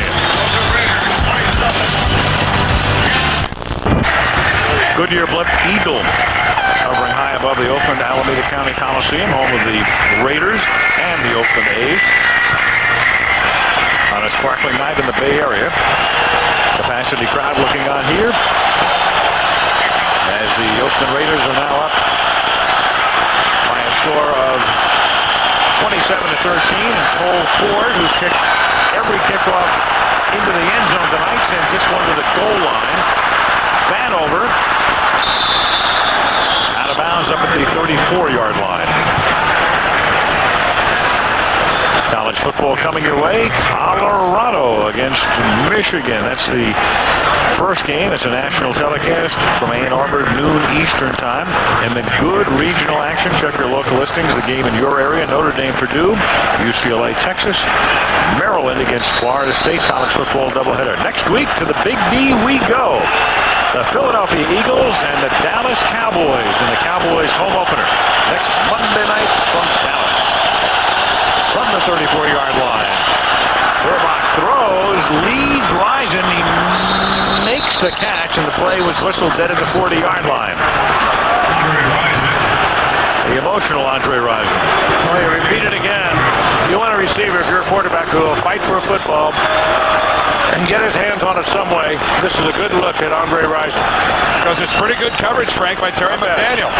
He closes quickly. Well, I take it back. He did give him the middle of the field, expecting help from Eric Turner to the inside. They found the soft spot. That was a 23-yard gain, 1st and 10 from the 43-yard line. A little dump off to Kimball Anders with a lot of room. Out of bounds at the 27-yard line. Doesn't matter whether it's Montana or Bono or Gannon or Gerbach. They've been doing that for a long time, that little dump off to Kimball. And it wasn't until Elvis Gerbach took a good look downfield. He took a look at another 2 receivers downfield, maybe even 3, before he decided to dump it off. He's looking downfield, checks it off and dumps it to Kimball Anders. On a 1st down, this is Anders, and no place to go this time. Wrapped up by Chester McLaughlin. And this offense is just a Kansas City version of the San Francisco offense. And Gerbach, of course, very familiar with that. And it's going to improve considerably when Tony Gonzalez, the tight end, starts working into this lineup. He's like Ricky Dudley was a year ago, perhaps even better because he was sure-handed. He's going to be a big help. On 2nd and 12. Gerbach fires, and it is caught by the Sudden star, Andre Rison. Sudden as far as Kansas City's concerned anyway. Atlanta to Cleveland. Remember, he was going to be the godsend there. Art Modell gave him a huge contract. That didn't work out. To Jacksonville, to Green Bay. They cut him, and here he is. Left out Indianapolis. In Indianapolis, that's right. He started there. In fact, he was originally there and was part of the deal that sent him to Atlanta so that Indianapolis could draft Jeff George as the #1 pick in the '90 draft. Brett Perriman is in the lineup also. Perriman, number 85, 1st down from the 14. The screen is set up to Greg Hill, and Hill takes it to the 7-yard line. Tackled by James Trapp. Gain of 7. Well, Trapp saved a touchdown, too. Good screen. Trapp able to pop through it and make the tackle. Fred Whittingham, he's one of the few defensive coordinators in the league who actually calls the defense from the sideline.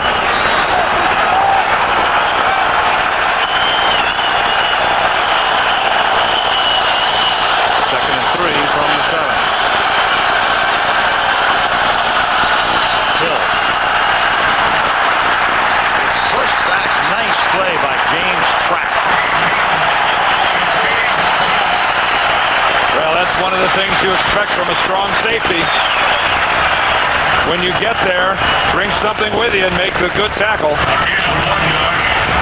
Looked for a moment like Hill might have had the corner, but Trapp closes it off quickly. Well, Trapp turned into a fine safety, too. He was a cornerback that struggled there, and has turned into a real hitting, strong safety. Yeah, he fought off the block of Brett Perriman. Perriman playing hurt with the pulled hamstring. And it looks 3rd and a long 2, and Hill doesn't get that 2. Rob Frederickson knocks him down at the 5-yard line, so here's a team down by 14 points and forced to settle for a field goal, which would still leave them down by 11. Boy, you've had to run stuff twice in a row, and I think it's a good decision. You need the points on the board. It would take your entire heart away if you got down here and came away with nothing. Fred Whittingham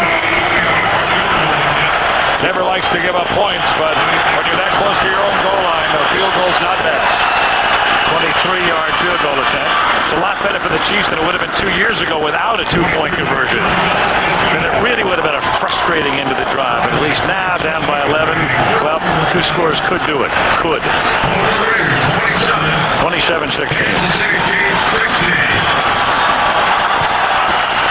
Monday Night Fact brought to you by Prudential. In every season in this decade, at least one NFL team has reached the playoffs after beginning the year with a record of 0-2, at least one. And after the kick, we'll get a chance to just take a look at that list. One of these teams is going to be 0-2 at the end of the game tonight. Right now, it's 0-2 Oakland leading by 11, and the kickoff from Stoyanovich is taken at the 8-yard line by Desmond Howard. And Howard is up to the 32-yard line. Here are the teams. In fact, one year there were 3 teams that started with a record of 0-2 and made it, 1990. And on that list, if you go to the 1993 Cowboys, that was the team, and Emmitt Smith held out at the beginning of that year, you'll recall. They went 0-2. Jerry Jones felt compelled to get him in. He got him in, and the next thing you know, they won the Super Bowl. Last year it was the Patriots, 0-2, and they went to the Super Bowl before losing to Green Bay. The way they've looked at the start of this season might be going back. Yes. First down for Oakland at the 32-yard line. And it's given to Tim Brown, the same play on which they started the second half.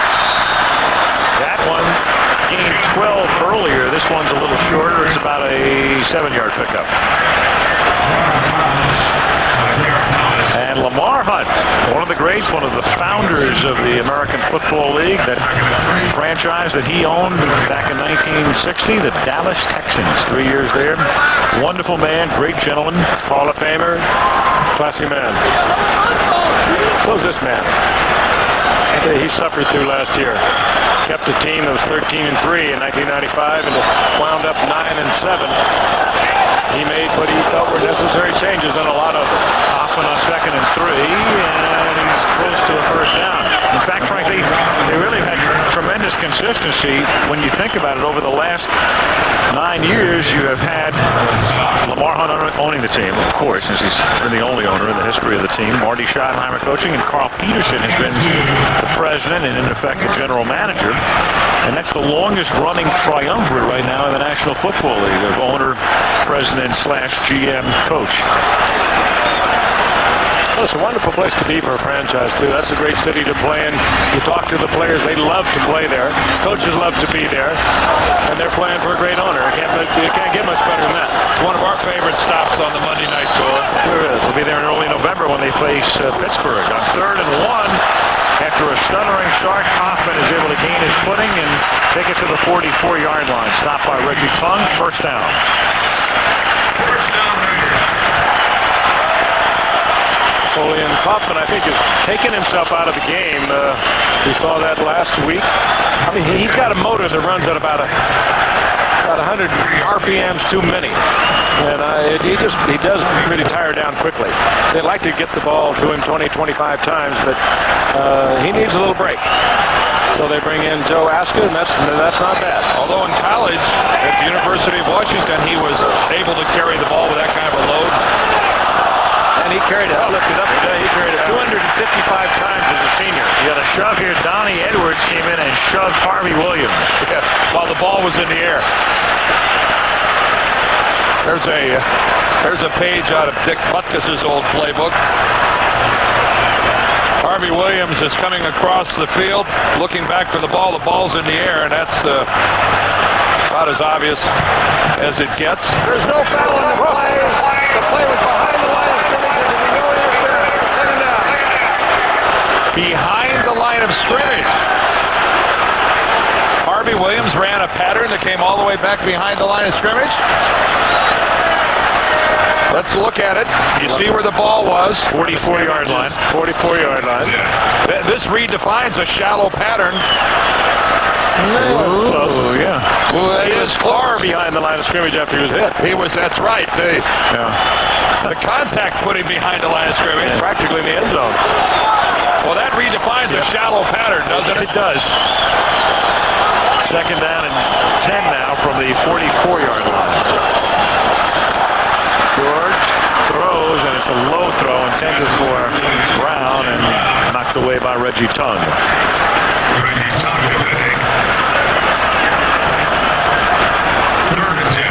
Nickel defense coming in now for Kansas City. They bring Derek Thomas back in. It'll be interesting to see what they do. Third down, sure pass. Will they come, Dan, or will they not? If they don't come, this guy's he's gonna kill you. Well, I'm just speculating here, but on a 4-man pass rush tonight during the course of this game, Jeff George is throwing it somewhere around an 80% completion percentage. The 4-man, it's not that George is the greatest quarterback that ever played. The 4-man rush from Kansas City isn't generating any pressure. Raiders take a timeout preparatory to a so balky technology may be at fault here, or at least in the first half in terms of the timeouts. Good work, Lynn. Yep, 3rd down and 10 now at the 44-yard line. And Oh, you got to call that. well, Donnie Edwards had come across. No contact. I think But if he's unabated, right? the rule is if he's unabated to the quarterback, you're supposed to blow the whistle. He was abating himself at a certain point. Maybe that's why the whistle didn't blow. Well, Jeff abated him. He was the abatee. Well, supposedly when a defender is clear across the line of scrimmage and has a free run at the quarterback. Offside. Defense. 5-yard penalty. Still 3rd down. They're supposed to blow the whistle and stop the play cold at that point to keep the quarterback from really getting walloped. Kind of answer that question as to whether or not they were going to come with a blitz. 3rd and 5. Let's see It really points out, doesn't it, guys, the luxuries that really good defensive teams have when they can generate a pass rush with only their front 4 defensive linemen. You know, the Green Bays and the Dallases, what a luxury those teams have. There's Pat Harlow getting a head start. This will. Prior to the snap, false start. Offense number 77. 5-yard penalty. Still 3rd down.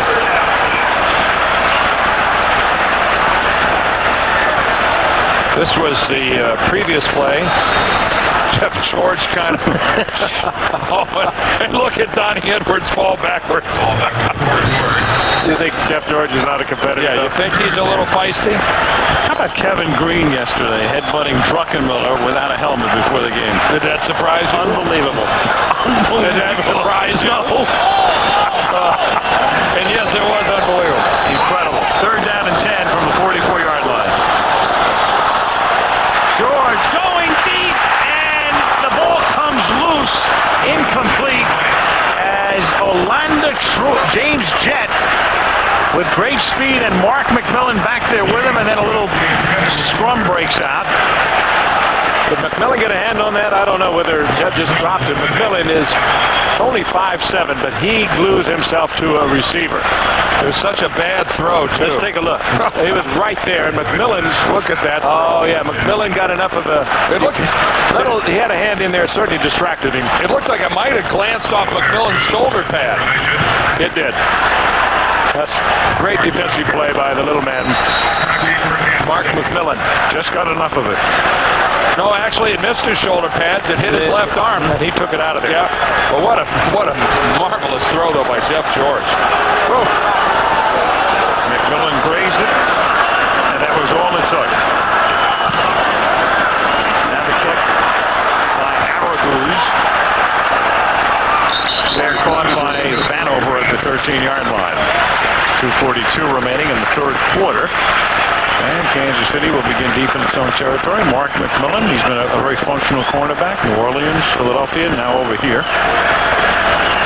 5'7", 148 pounds, Al. That's playing with the big people. And he's never missed a game at that size. I mean, tonight's his 81st consecutive game at 150 pounds.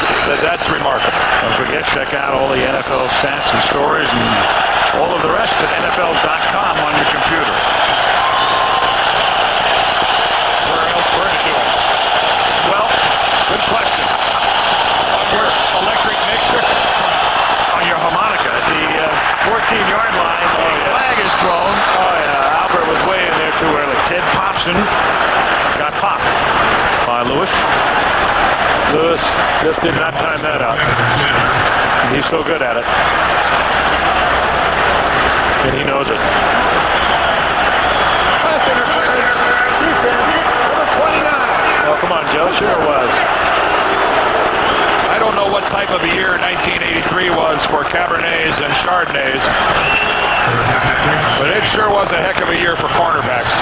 When you think the three of them are still playing in the National Football League, Albert Lewis, Lionel Washington, and Darrell Green, 15 years later. Gerbach throws too high, intended for Popson. Oh, and he was wide open. Gerbach overthrowing, and he knows it. Popson wide open. He did his job. Gerbach didn't do his. Dan, we may have to research the rest of that point you made. What kind of a year it was for Chardonnays and Cabernets. Well, that's the type of professional team that we are. I would expect no less. Right. Be able to answer that question. Depending upon your selection, you'd expect a case the next day. Report back next week. .com. Right. Second and 10. As Johnstone breaking the play up at the line of scrimmage. Kimball Anders for next to no gain. It'll be third down and long. And the Chiefs right now are entering that stage with 2 minutes left here in the third quarter. They need to make a move. They need to get out of this end of the field. This would be a timely first down if they could muster one. Third and 10 from the 22. Last 2 minutes of the third quarter. Gerbach buys time, but he's going to have to run out of bounds well short of the first down. And Kansas City is forced to kick, down by 11 with 1:45 to go in the third. Well, that's just fine play by the Raiders secondary. They didn't release their men to come up and pressure Gerbach, who can't run the ball that well. They knew he was not going to pick up 10 yards on it. Really great discipline on the part of the Raiders secondary.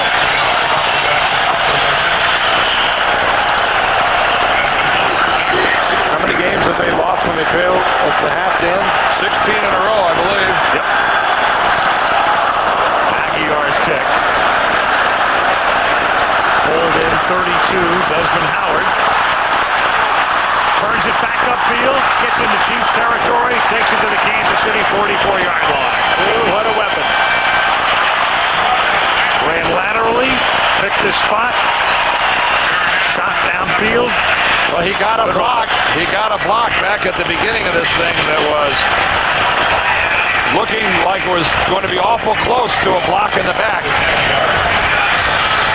Got a Raider down on the field, I believe, right at midfield.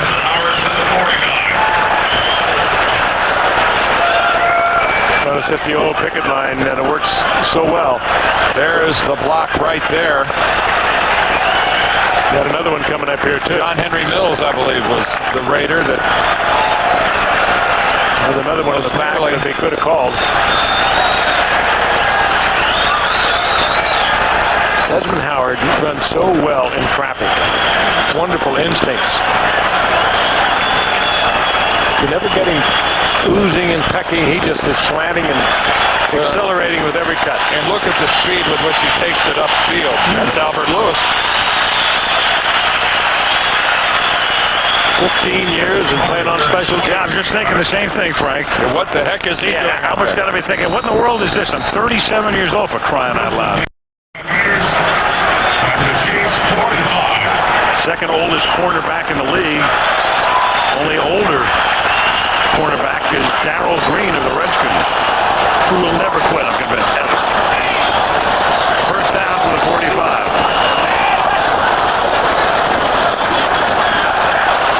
A little shovel and a dangerous shovel and a terrible shovel. Darren Anderson will go in for the touchdown.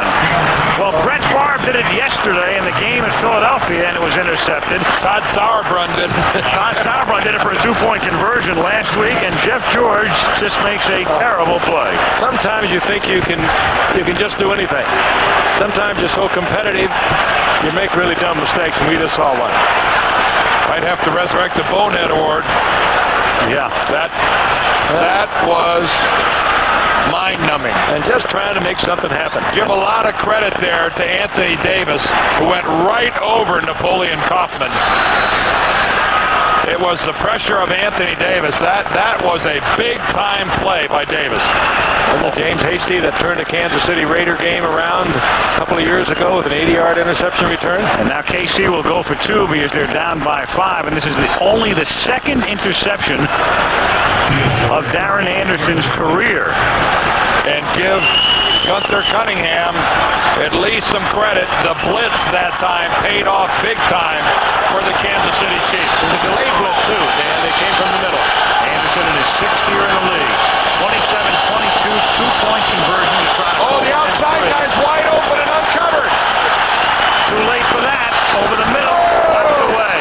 Oh, my Lord, the Chiefs completely disregarded Greg Hill. The Raiders. They let him go. And as it turned out, the Chiefs wound up disregarding him, too, because he was wide open. But we had a helmet come off.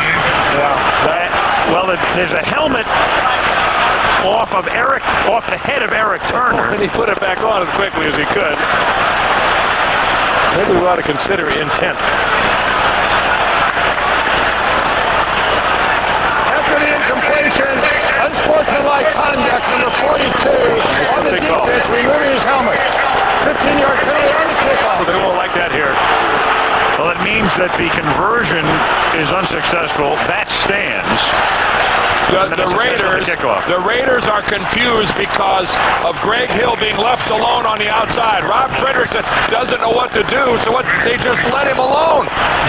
Elvis Gerbach does not see Greg Hill. Look at Greg. And that is the picture of frustration. Oh. Well, you can understand why he would feel that way. You know, it's funny.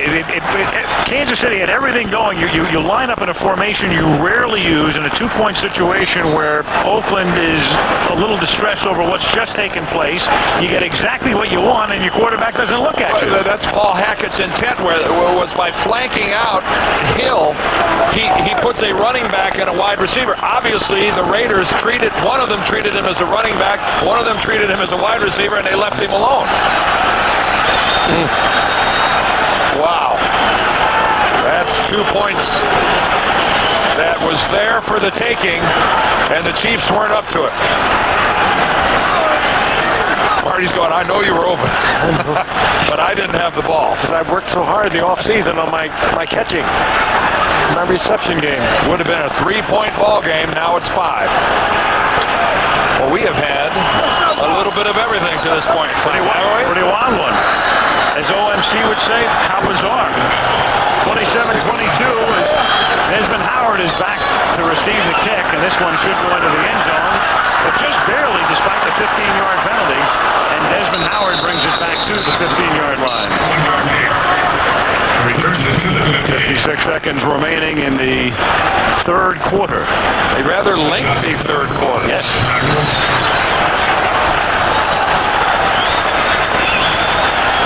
Well, Jeff George, his first interception of the season. He has 5 touchdown passes and 1 interception. But what a costly interception. Put the Chiefs right back in this ballgame. There it is, the second lowest percentage among quarterbacks with 60 starts who've entered the NFL since 1970. And we'll tell you in a second who has the worst percentage. And that's the reflection of the teams he played with. Exactly. And he wasn't drafted by the 49ers. If you're a football fan, think about it for a second. Who would have had a worse percentage than that? He was a very good quarterback. Napoleon Coffin carries here for a yard. The hint, he had his own song. He had his own song and his own son, who's not a bad football player himself right about now. Something about Rocky Top? Well, the father of Peyton Manning, Archie Manning. And who did he play with for all those years? The Aints. Frustration. Sometimes the numbers are not fair. Archie should write a book about when good players play for bad teams. A lot of players could, Dan. Second down and 9. George flings it over the middle to a wide open Timmy Brown. Brown is run out of bounds at the 37-yard line. And Ricky Dudley came back and just put one on Reggie Tongue. This is a big man to be coming back upfield and putting a pounding on somebody. And I don't think Reggie Tongue will forget that. No. Reggie Tongue will be covering Ricky Dudley for a lot of years, the way things are shaping up for these two teams. Watch there. There's Dudley. What a shot he puts on tongue. The roar was the fans here at Oakland Alameda County Stadium saw that hit. End of 3, Oakland 27, Kansas City 22. Monday Night Football back after this from our local stations.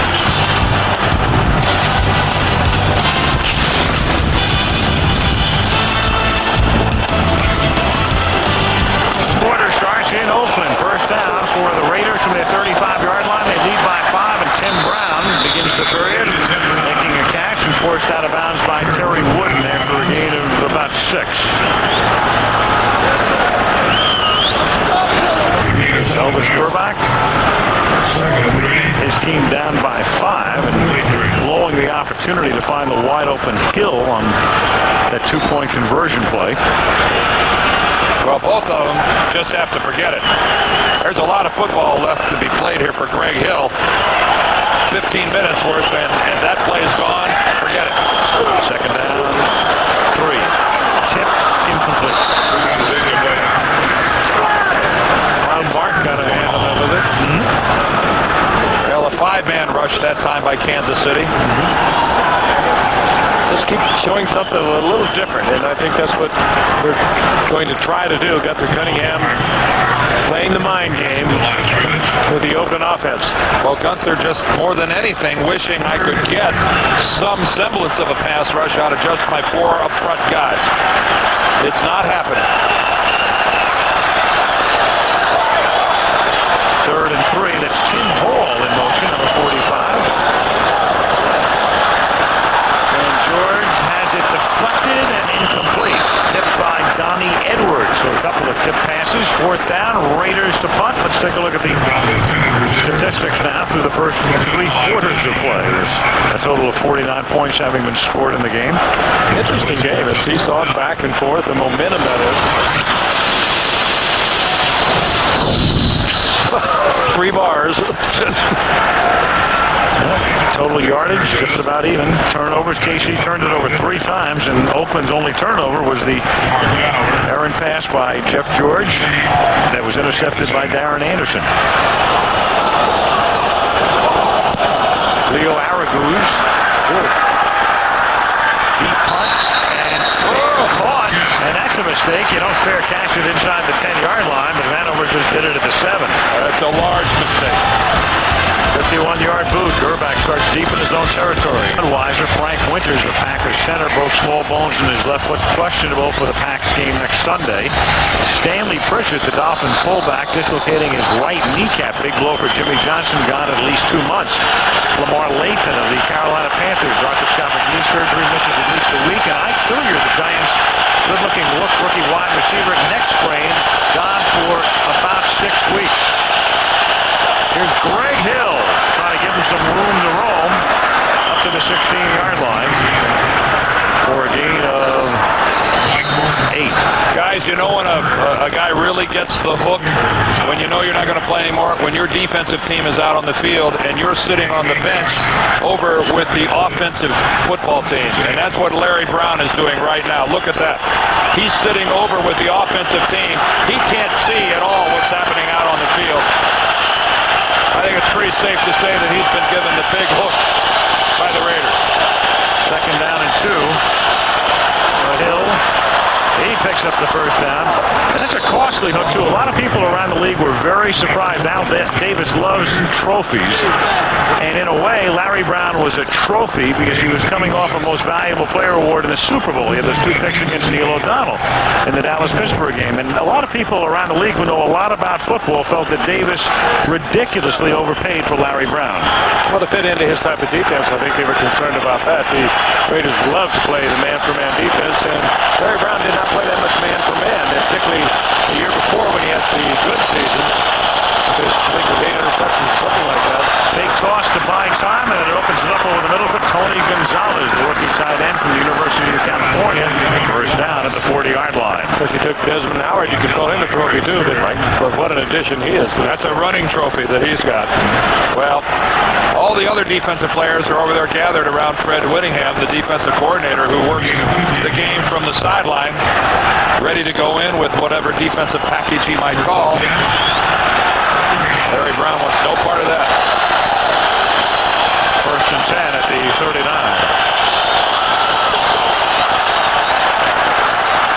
Burbach throws, and Andre Rison makes the catch. Big night for Andre. 7 catches for him.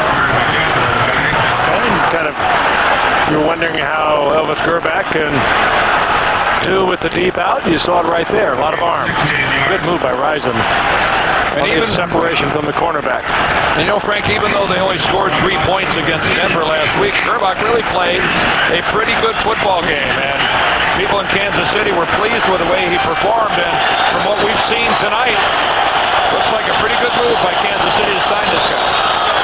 First and 10, 44-yard line, going deep for Perriman. He reaches for it and can't make the catch. And I think if Brett Perriman isn't injured with that sore hamstring, he might be able to find that extra half yard and make that catch. Boy, you even wonder about sending him on the fly pattern. They've been waiting for him to get healthy now for some time. Lewis wants, well, he needs just some adjustment of his shoulder pad. Albert Lewis on the man-for-man coverage with Perriman. Perriman had a couple of steps on Lewis. Had that ball been thrown to the inside, that's 6 points. Second and 10, Kimball Anders on an unusual call. One of those calls where you're trying to fake the defense. Well, they weren't faked.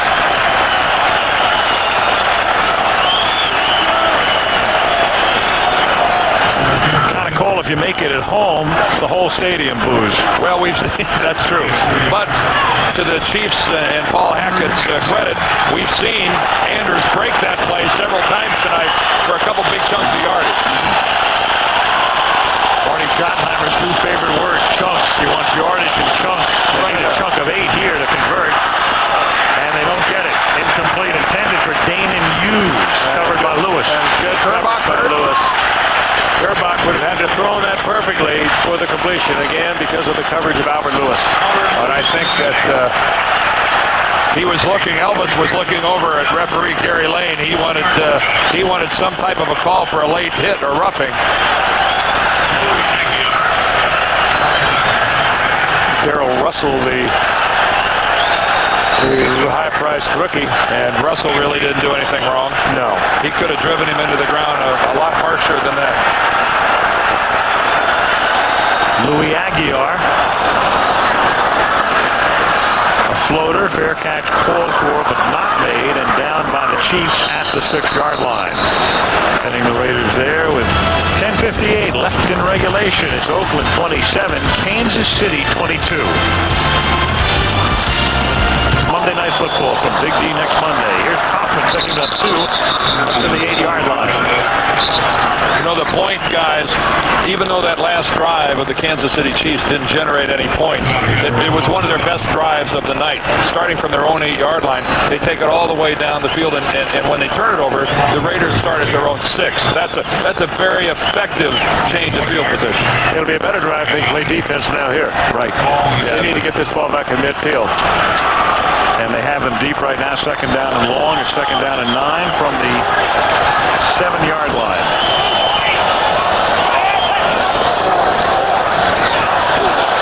George throws, and it's Tim Brown making the catch up to the 20-yard line. That's his first down. He's tackled there by Donnie Edwards.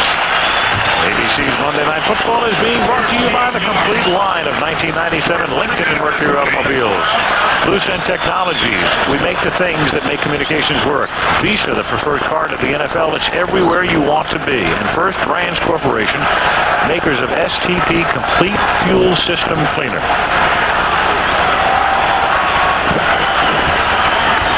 First down, 9:40 remaining in the 4th quarter. Oakland leading by 5. Jeff George fakes the give, throws, Brown again to the 33-yard line. Amazing. Everybody in the ballpark knows that 81 is the primary receiver. Last week, 3 touchdown catches. As you look at Perkins, and tonight that's 10 catches for Tim Brown. Well, James Hasty put in the really difficult position of being locked up man-on-man with Tim Brown all the way across the field. He's in a trail position to start with, and there's no way he's going to catch up. The ball's right there. Hasty has absolutely no chance to make a play on that football. And how many times have we seen that pattern, too? Tim Brown with 10 receptions. The Raider record is a dozen. Tim Brown and their great tight end Dave Casper share that at 12.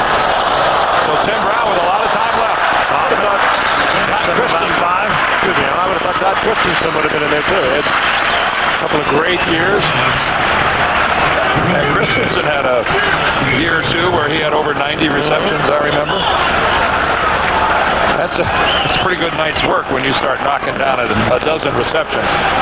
Well, a week ago, Tim Brown caught 8 against the Oilers and didn't have a reception in the first half. Almost single-handedly pulled that game out with Jeff George. 16 seconds left to go. He scored the touchdown that tied it up and took it into overtime, but only to lose.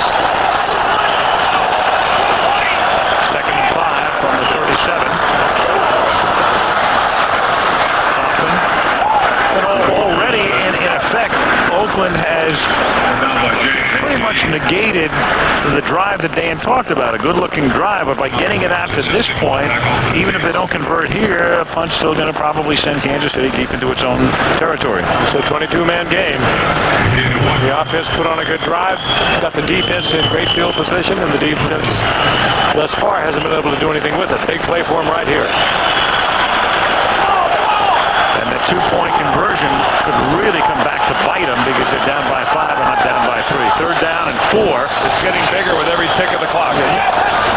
From the 38-yard line, 5-man rush, wing it out, pick up the first down as Napoleon Kaufman takes it to the 46-yard line to move the chains. Was Kaufman all right?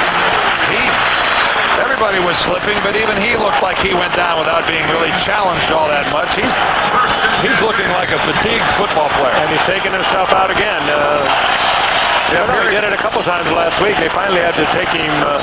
They finally had to take him out last week because of dehydration. I think that's symbolic of the Raiders' radio communication system being down again. Yep, you saw the sign. He said guarding Tess, I think, was the message. I think Tess is. Well, that was last week on NBC, sorry. First down at the 46-yard line. Here's Aska, stopped behind the line of scrimmage, a loss of 2, tackled by John Browning. This modern technological age, and this is what we're reduced to. We've got wristbands and chalk and magic marker. There it is, number 14. Wouldn't it be nice if the quarterback could call his own plays if he got into this kind of a problem? Remember when they used to do that? In the old days, like 1994, 2nd and 12. George, and it's incomplete. Ricky Dudley in the neighborhood, but he was kind of spun around the other way. I think he turned the wrong way. Either that or Jeff George anticipated the wrong turn. Maybe it was 15 instead of 14 they were looking for. This is bizarre, isn't it?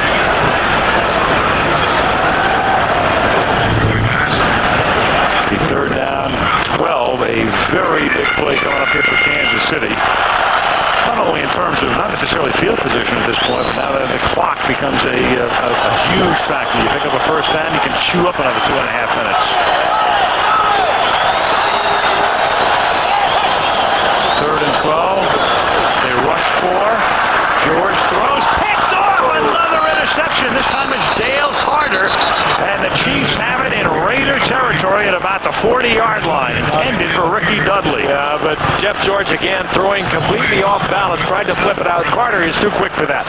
He had pretty good position on Dudley. And Jeff George throwing totally off balance. Did not have what he wanted on that ball. Not a good play. No, but it's also the throw of a quarterback who's got tons of confidence and thinks he can get the football in anywhere. That time, Dale Carter was too good.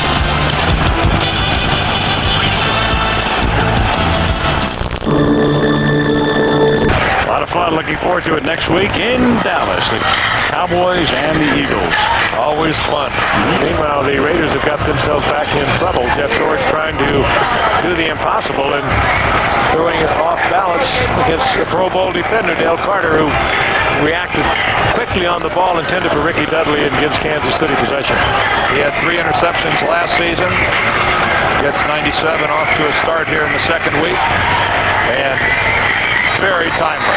He might have more if they could throw more balls his way. A lot of respect for Dale Carter. And Jeff George has picked up some. This is Hill.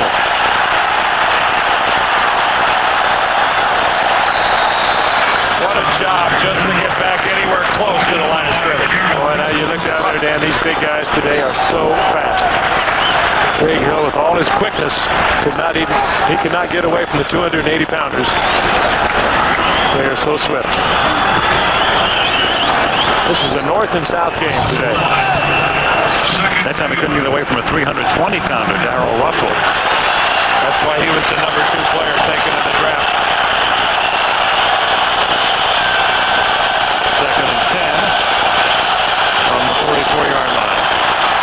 Gerbach throws and incomplete hit option at the 40-yard line. 3rd down and 10 now. Well, Gerbach's got a little option too. Good pressure by Lance Johnstone. Comes in from the outside. Sheds the offensive tackle Glenn Parker and gets in there and puts a pretty good shot on Gerbach. Kansas City can't do it with 4 men, but the Raiders did here late in the game. The 4-man rush. Pressure on the quarterback. 3rd and 10. Time for some Marcus Allen heroics, perhaps. There he is. He's in the game. So setback. All set on 3rd and 10. They send it out into the pattern. Gerbach down at the 42-yard line. Darrell Russell. They ran a loop on the inside. They run a tackle stunt. Darrell is the player that loops behind. Comes up through the middle unblocked, and Elvis just couldn't find anywhere to go with the football. Well, he was trying to go to Marcus Allen, who had hooked up 10 yards deep, but he didn't have time. That's a lot of football player right in your face. We're going to see number 96 for a lot of years. First sack tonight for Oakland. Aguiar's kick is a very short one and an inopportune time because Desmond Howard fair catches it at the 26-yard line with only 4:33 to play. Well, that's not the punt that Aguiar needed, and the Chiefs as well. Well, there's a case of Jeff George and the offensive team really being picked up by the defensive squad of the Raiders. That's where you slap hands with those guys as they're coming off the field and say, hey, thanks a lot.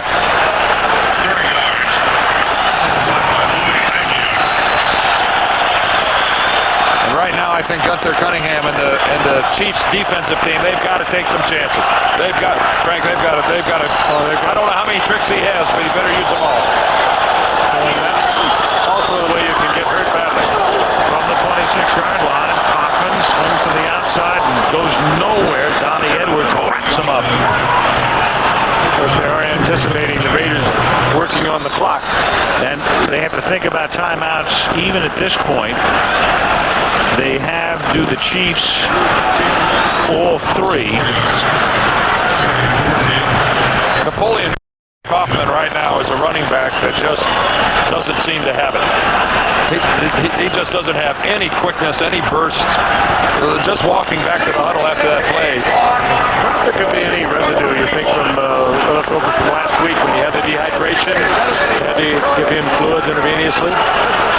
And once again, we have Well, he's been sucking oxygen on the bench.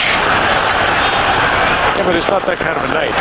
I agree. It's a case of, you wonder, last week he gets dehydrated. Meanwhile, Kansas City has taken a timeout. They're going to put some time back on the clock. That was the announcement from the official because KC opted to use a timeout here, which teams do. You take it well before the 2-minute warning, and then, of course, it compels you to stop them and give you a lot of time. coming back the other way. Getting back to Napoleon Kaufman, they said earlier in the year, Joe Bugle wanted to use him as the feature back 20, 25 times a ball game, and from what we've seen tonight, what we saw last week, that's not going to happen. Second down and 14.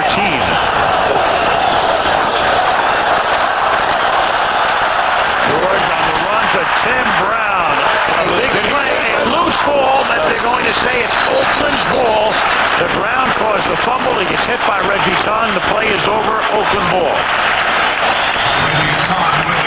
And there's no argument there. First down, Raiders. And it's a first down up at the 39-yard line.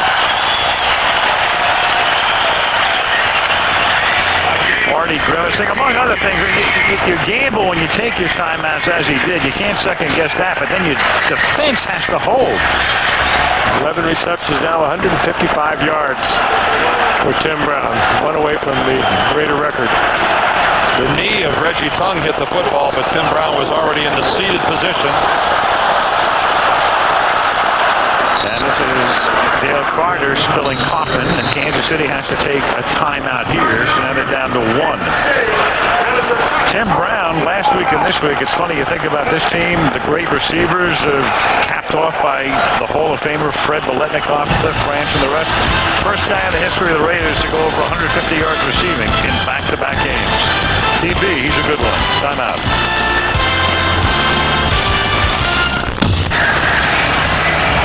3:26 remaining in regulation in Oakland. Second week of the season. We go to Dallas next week. Dallas against Philadelphia. That'll be an interesting call here. How much faith do you have in your quarterback, Jeff George? Your second long yardage. 3:26 remaining, and you've got Kansas City with one timeout remaining. Game of strategies. If I was anybody on the defensive side of the ball for Kansas City, I might keep track of that guy. Just only caught 11 by him. A subtle hint. That might get your attention. Harvey Williams in motion. And Kaufman gets spun down by Hasty, but at least he stayed in bounds. And that forces Kansas City to use the timeout, their final one. So only once will the clock stop for the Chiefs, and that's at the 2-minute warning. Third and 14. And again, that missed two-point conversion is looming very large. What do you do now, Dan? You put it up in the air. You got Jeff George with the good hands. You got great receiver number 81. You need 14 yards on third down. You get a first down. You pretty much lock this game up. Well, a lot of things have to be going through Joe Bugle's mind. One is that Kansas City has moved the football pretty well. It's not that your defensive team has just completely smothered their offense. So, do you play it ultra conservatively, run the football, punt, and say, my defense is going to do it? Well, that may or may not be true. With a guy like Jeff George, I think you have to play with the confidence of not being afraid to put the football in the air. And only one way to stop the clock for Kansas City. That's the 2-minute warning. And Napoleon Kaufman, the single back, has been relatively ineffective here in the second half. Third down, they have to get to the 49-yard line to convert. It's thrown over the middle. It's caught by Kaufman. He's got the first down. Nice play. Well, and that's you're right. He hasn't been effective running the ball. You know something? Kansas City didn't pay any attention to it. Good call. Good call. He was not the primary receiver. Jeff George took a good hard look downfield trying to find somebody and found Napoleon Kaufman. But again, he had a lot of time to look down the field. No pressure at all. Lots of time. And Anthony Davis is the guy that's responsible for Napoleon Kaufman.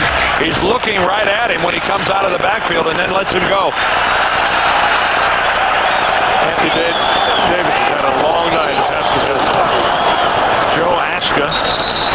And Kansas City cannot not stop the clock. It'll only stop with a 2-minute warning. So if Oakland can pick up one more first down, they can run the clock out. And I think what we just saw right there, in a critical situation like that, showing the confidence to put the ball in Jeff George's hands and let him make the decision when you could have gone conservative, says an awful lot about his stature in a relatively short period of time with the Oakland Raiders. Jeff George is the man here in Oakland. Second down 10 at the 39-yard line. Aska. So Kaufman gets a breather again. Kaufman tonight carried the ball 21 times. Most carries he has ever had in a game. 21 with 87 yards. But the biggest play may have been that last one. That's reception. It's apparent that's a guy who's whipped. There's a guy who left it out on the field. 2-minute warning. Raiders up by 5.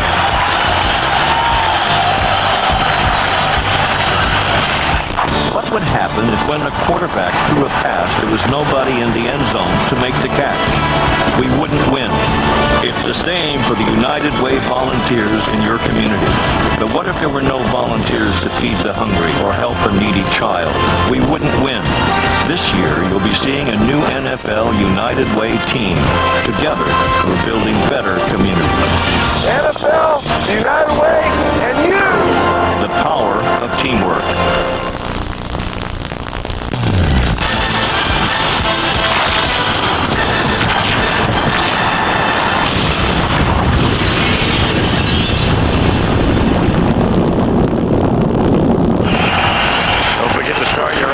Sunday each week on ESPN with NFL Countdown, and then all of the highlights on NFL Primetime each Sunday on ESPN.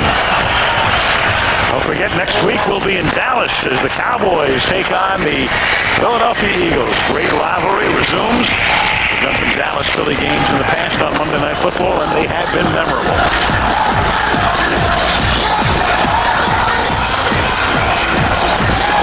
By the way, Emmitt Smith, the X-rays were negative. He was hurt last night in the Arizona game, and they're going to check him out obviously throughout the week. It appears promising from what we understand right now, though. No broken ribs. They will take another look at him, and according to Emmitt, he felt better today than yesterday. So we look forward to seeing Emmitt, Aikman, and the gang next Monday night. Well, I've been broken a few, and I think you have, Dan. Had he broken a few, he would not feel very good today. No. Or would he have slept very well or done much of anything? But hopefully never have to sneeze. Well, it's third down now as play resumes. Third down and 7. And if they get those 7, they can run the clock out.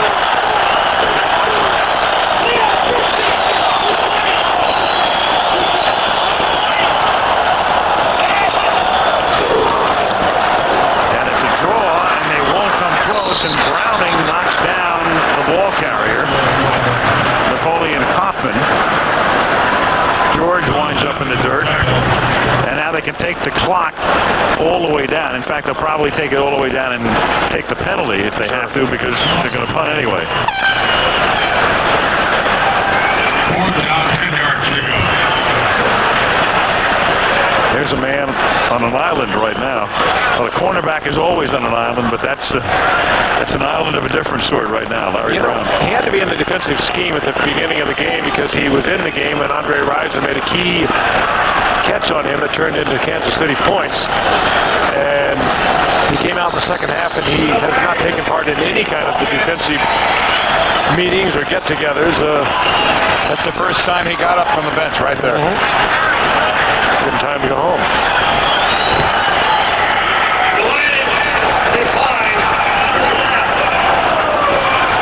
So the clock down to 109. Now Gerbach will come out, and again, because of that missed two-point conversion earlier, he'll have to guide them all the way down into the end zone without a timeout from wherever they wind up with the football now. Leo Araguz to punt for the Raiders. High floating kick, just a little too far. Nice drive. And it up. Knowing he has nothing to lose. Right, touchback was signaled.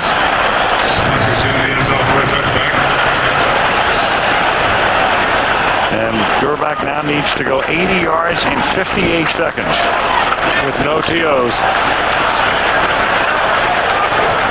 We've seen it before. Oh, yeah. Right away for Elvis to announce his arrival in Kansas City. Yeah, they haven't been home yet. Oh, you like to think at this point you have a little more team speed.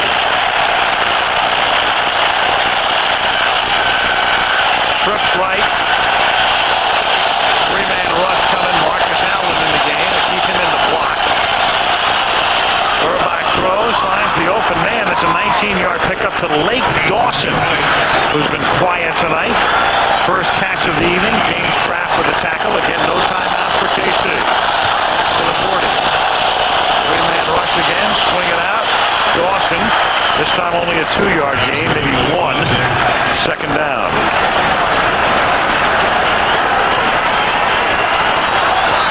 Joe Bugel on the verge of his first victory as the head coach of the Raiders. Marty Schottenheimer in danger of going 0-2 for the first time in his career. He started coaching in the NFL in 1984. The Raiders the last two times came with just a three-man pass rush. The easy place to throw the ball is in the middle of the field. They'll take away the sidelines from you, but that's when you're going to lose time on the clock. I think Marty was real happy with that last play call. Second down and 10, and that's caught? No. Brett Perriman may have caught it, but he was out of bounds. He was popped out by Lionel Washington. That side of the field, the sideline markings have almost disappeared. I certainly couldn't see from over here where the definition of the sideline is with Perriman trying to work it. You can see his both feet are well out of it, way out of it. But look at that, the white covering on the ground is gone. Right. Third down and 9. Elvis hit as he throws, finds the open man. This time it's Perriman. He's to the 31-yard line. Well, right now they want to spike it. They have to spike it. They have to get set, make sure there's no penalty, spike the football, clock ticking down. Elvis will take the snap and down it. Now he has time for a couple of plays from the 33-yard line. That is the problem with a three-man pass rush. Gerbach is being very casual about it, but this play clock is ticking down. You're asking two of your guys to beat two defenders, one of them to whip a guy straight up, and it's not happening here. Ball at the 32-yard line. 10 seconds left in the game. Oakland up by 5. Gerbach's going to have to worry to get this off. Yeah, we're going to see a four-man rush here. Trips right, Gerbach looking left, Gerbach going into the end zone, he's going for the touchdown! Oh, beautifully thrown. Andre Rison! What a game for Rison. There are no flags. Incredible! And for all of you that are believers that the prevent defense only prevents you from winning, there is a textbook example. What a bitter play for the Kansas City Chiefs to put on the Raiders. This house is stunned. And Andre Rison has just become the first man in the history of the National Football League to catch a touchdown pass for 6 different teams. What a good right move. there. What a good move he put to the outside. You would have thought he would have had double coverage on him. He didn't. Took it upfield. He was wide open, and Gerbach right on target. But I'll tell you something about Elvis Gerbach. He didn't impress the mayor of San Francisco, but he might be good enough to be the mayor of Kansas City. Take that, Willie Brown. Harry McDaniel had Rison all to himself. And watch Rison. Now he makes a little move to the outside, right here. A little bit of look, and McDaniel comes up. He runs right by him. Gerbach is absolutely perfect with it. Yep. And I would have thought McDaniel would have kept him in front of him no matter what. Credit Kansas City's offensive line on that entire drive down the field. Nobody touched Elvis Gerbach. 2-point conversion upcoming, moving up front. Well, Johnstone moved first, but then Criswell, the left tackle, flinched and returned. False starts. Offense. Number 69. 5-yard penalty. Retry. He cannot believe this. That is amazing. Just like I coached it, just like I coached it. Marty, whose tag has always been conservative, very rarely has won a game. Well, very few coaches have won a game in this fashion. First of all, we've all been around this game long enough to know we have seen it before, and everybody in this stadium had seen it before because nobody left prior to the start of that drive. Some of them are leaving now. Well, you saw Carl Peterson a moment ago. Bugle is about apoplectic. And I think Rison can unpack. There's the president of the Chiefs. And in the meantime, Andre Rison has just about burned Al Davis's house down. And you know what I mean. Unfortunately, we do. It's a bit of a reach, but we do. Yes, I know you do. What a sense of stunned disbelief on the part of everyone who roots for the Raiders. I can't imagine the anguish that Joe Bugle is feeling right now.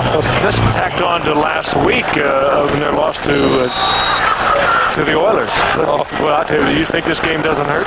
But they came from behind 3 times last week, took it into overtime, only to lose down there, and now this tonight. A game that they just completely took control of at the beginning of the third quarter. They're on the verge of running Kansas City right out of the stadium. This is the 2-point conversion after the penalty, and that's incomplete, intended for Ted Bobson. And now just the kickoff, and the clock starts. Another flag out. Raider touches the football. Another flag? Yep. Back at the 17-yard line.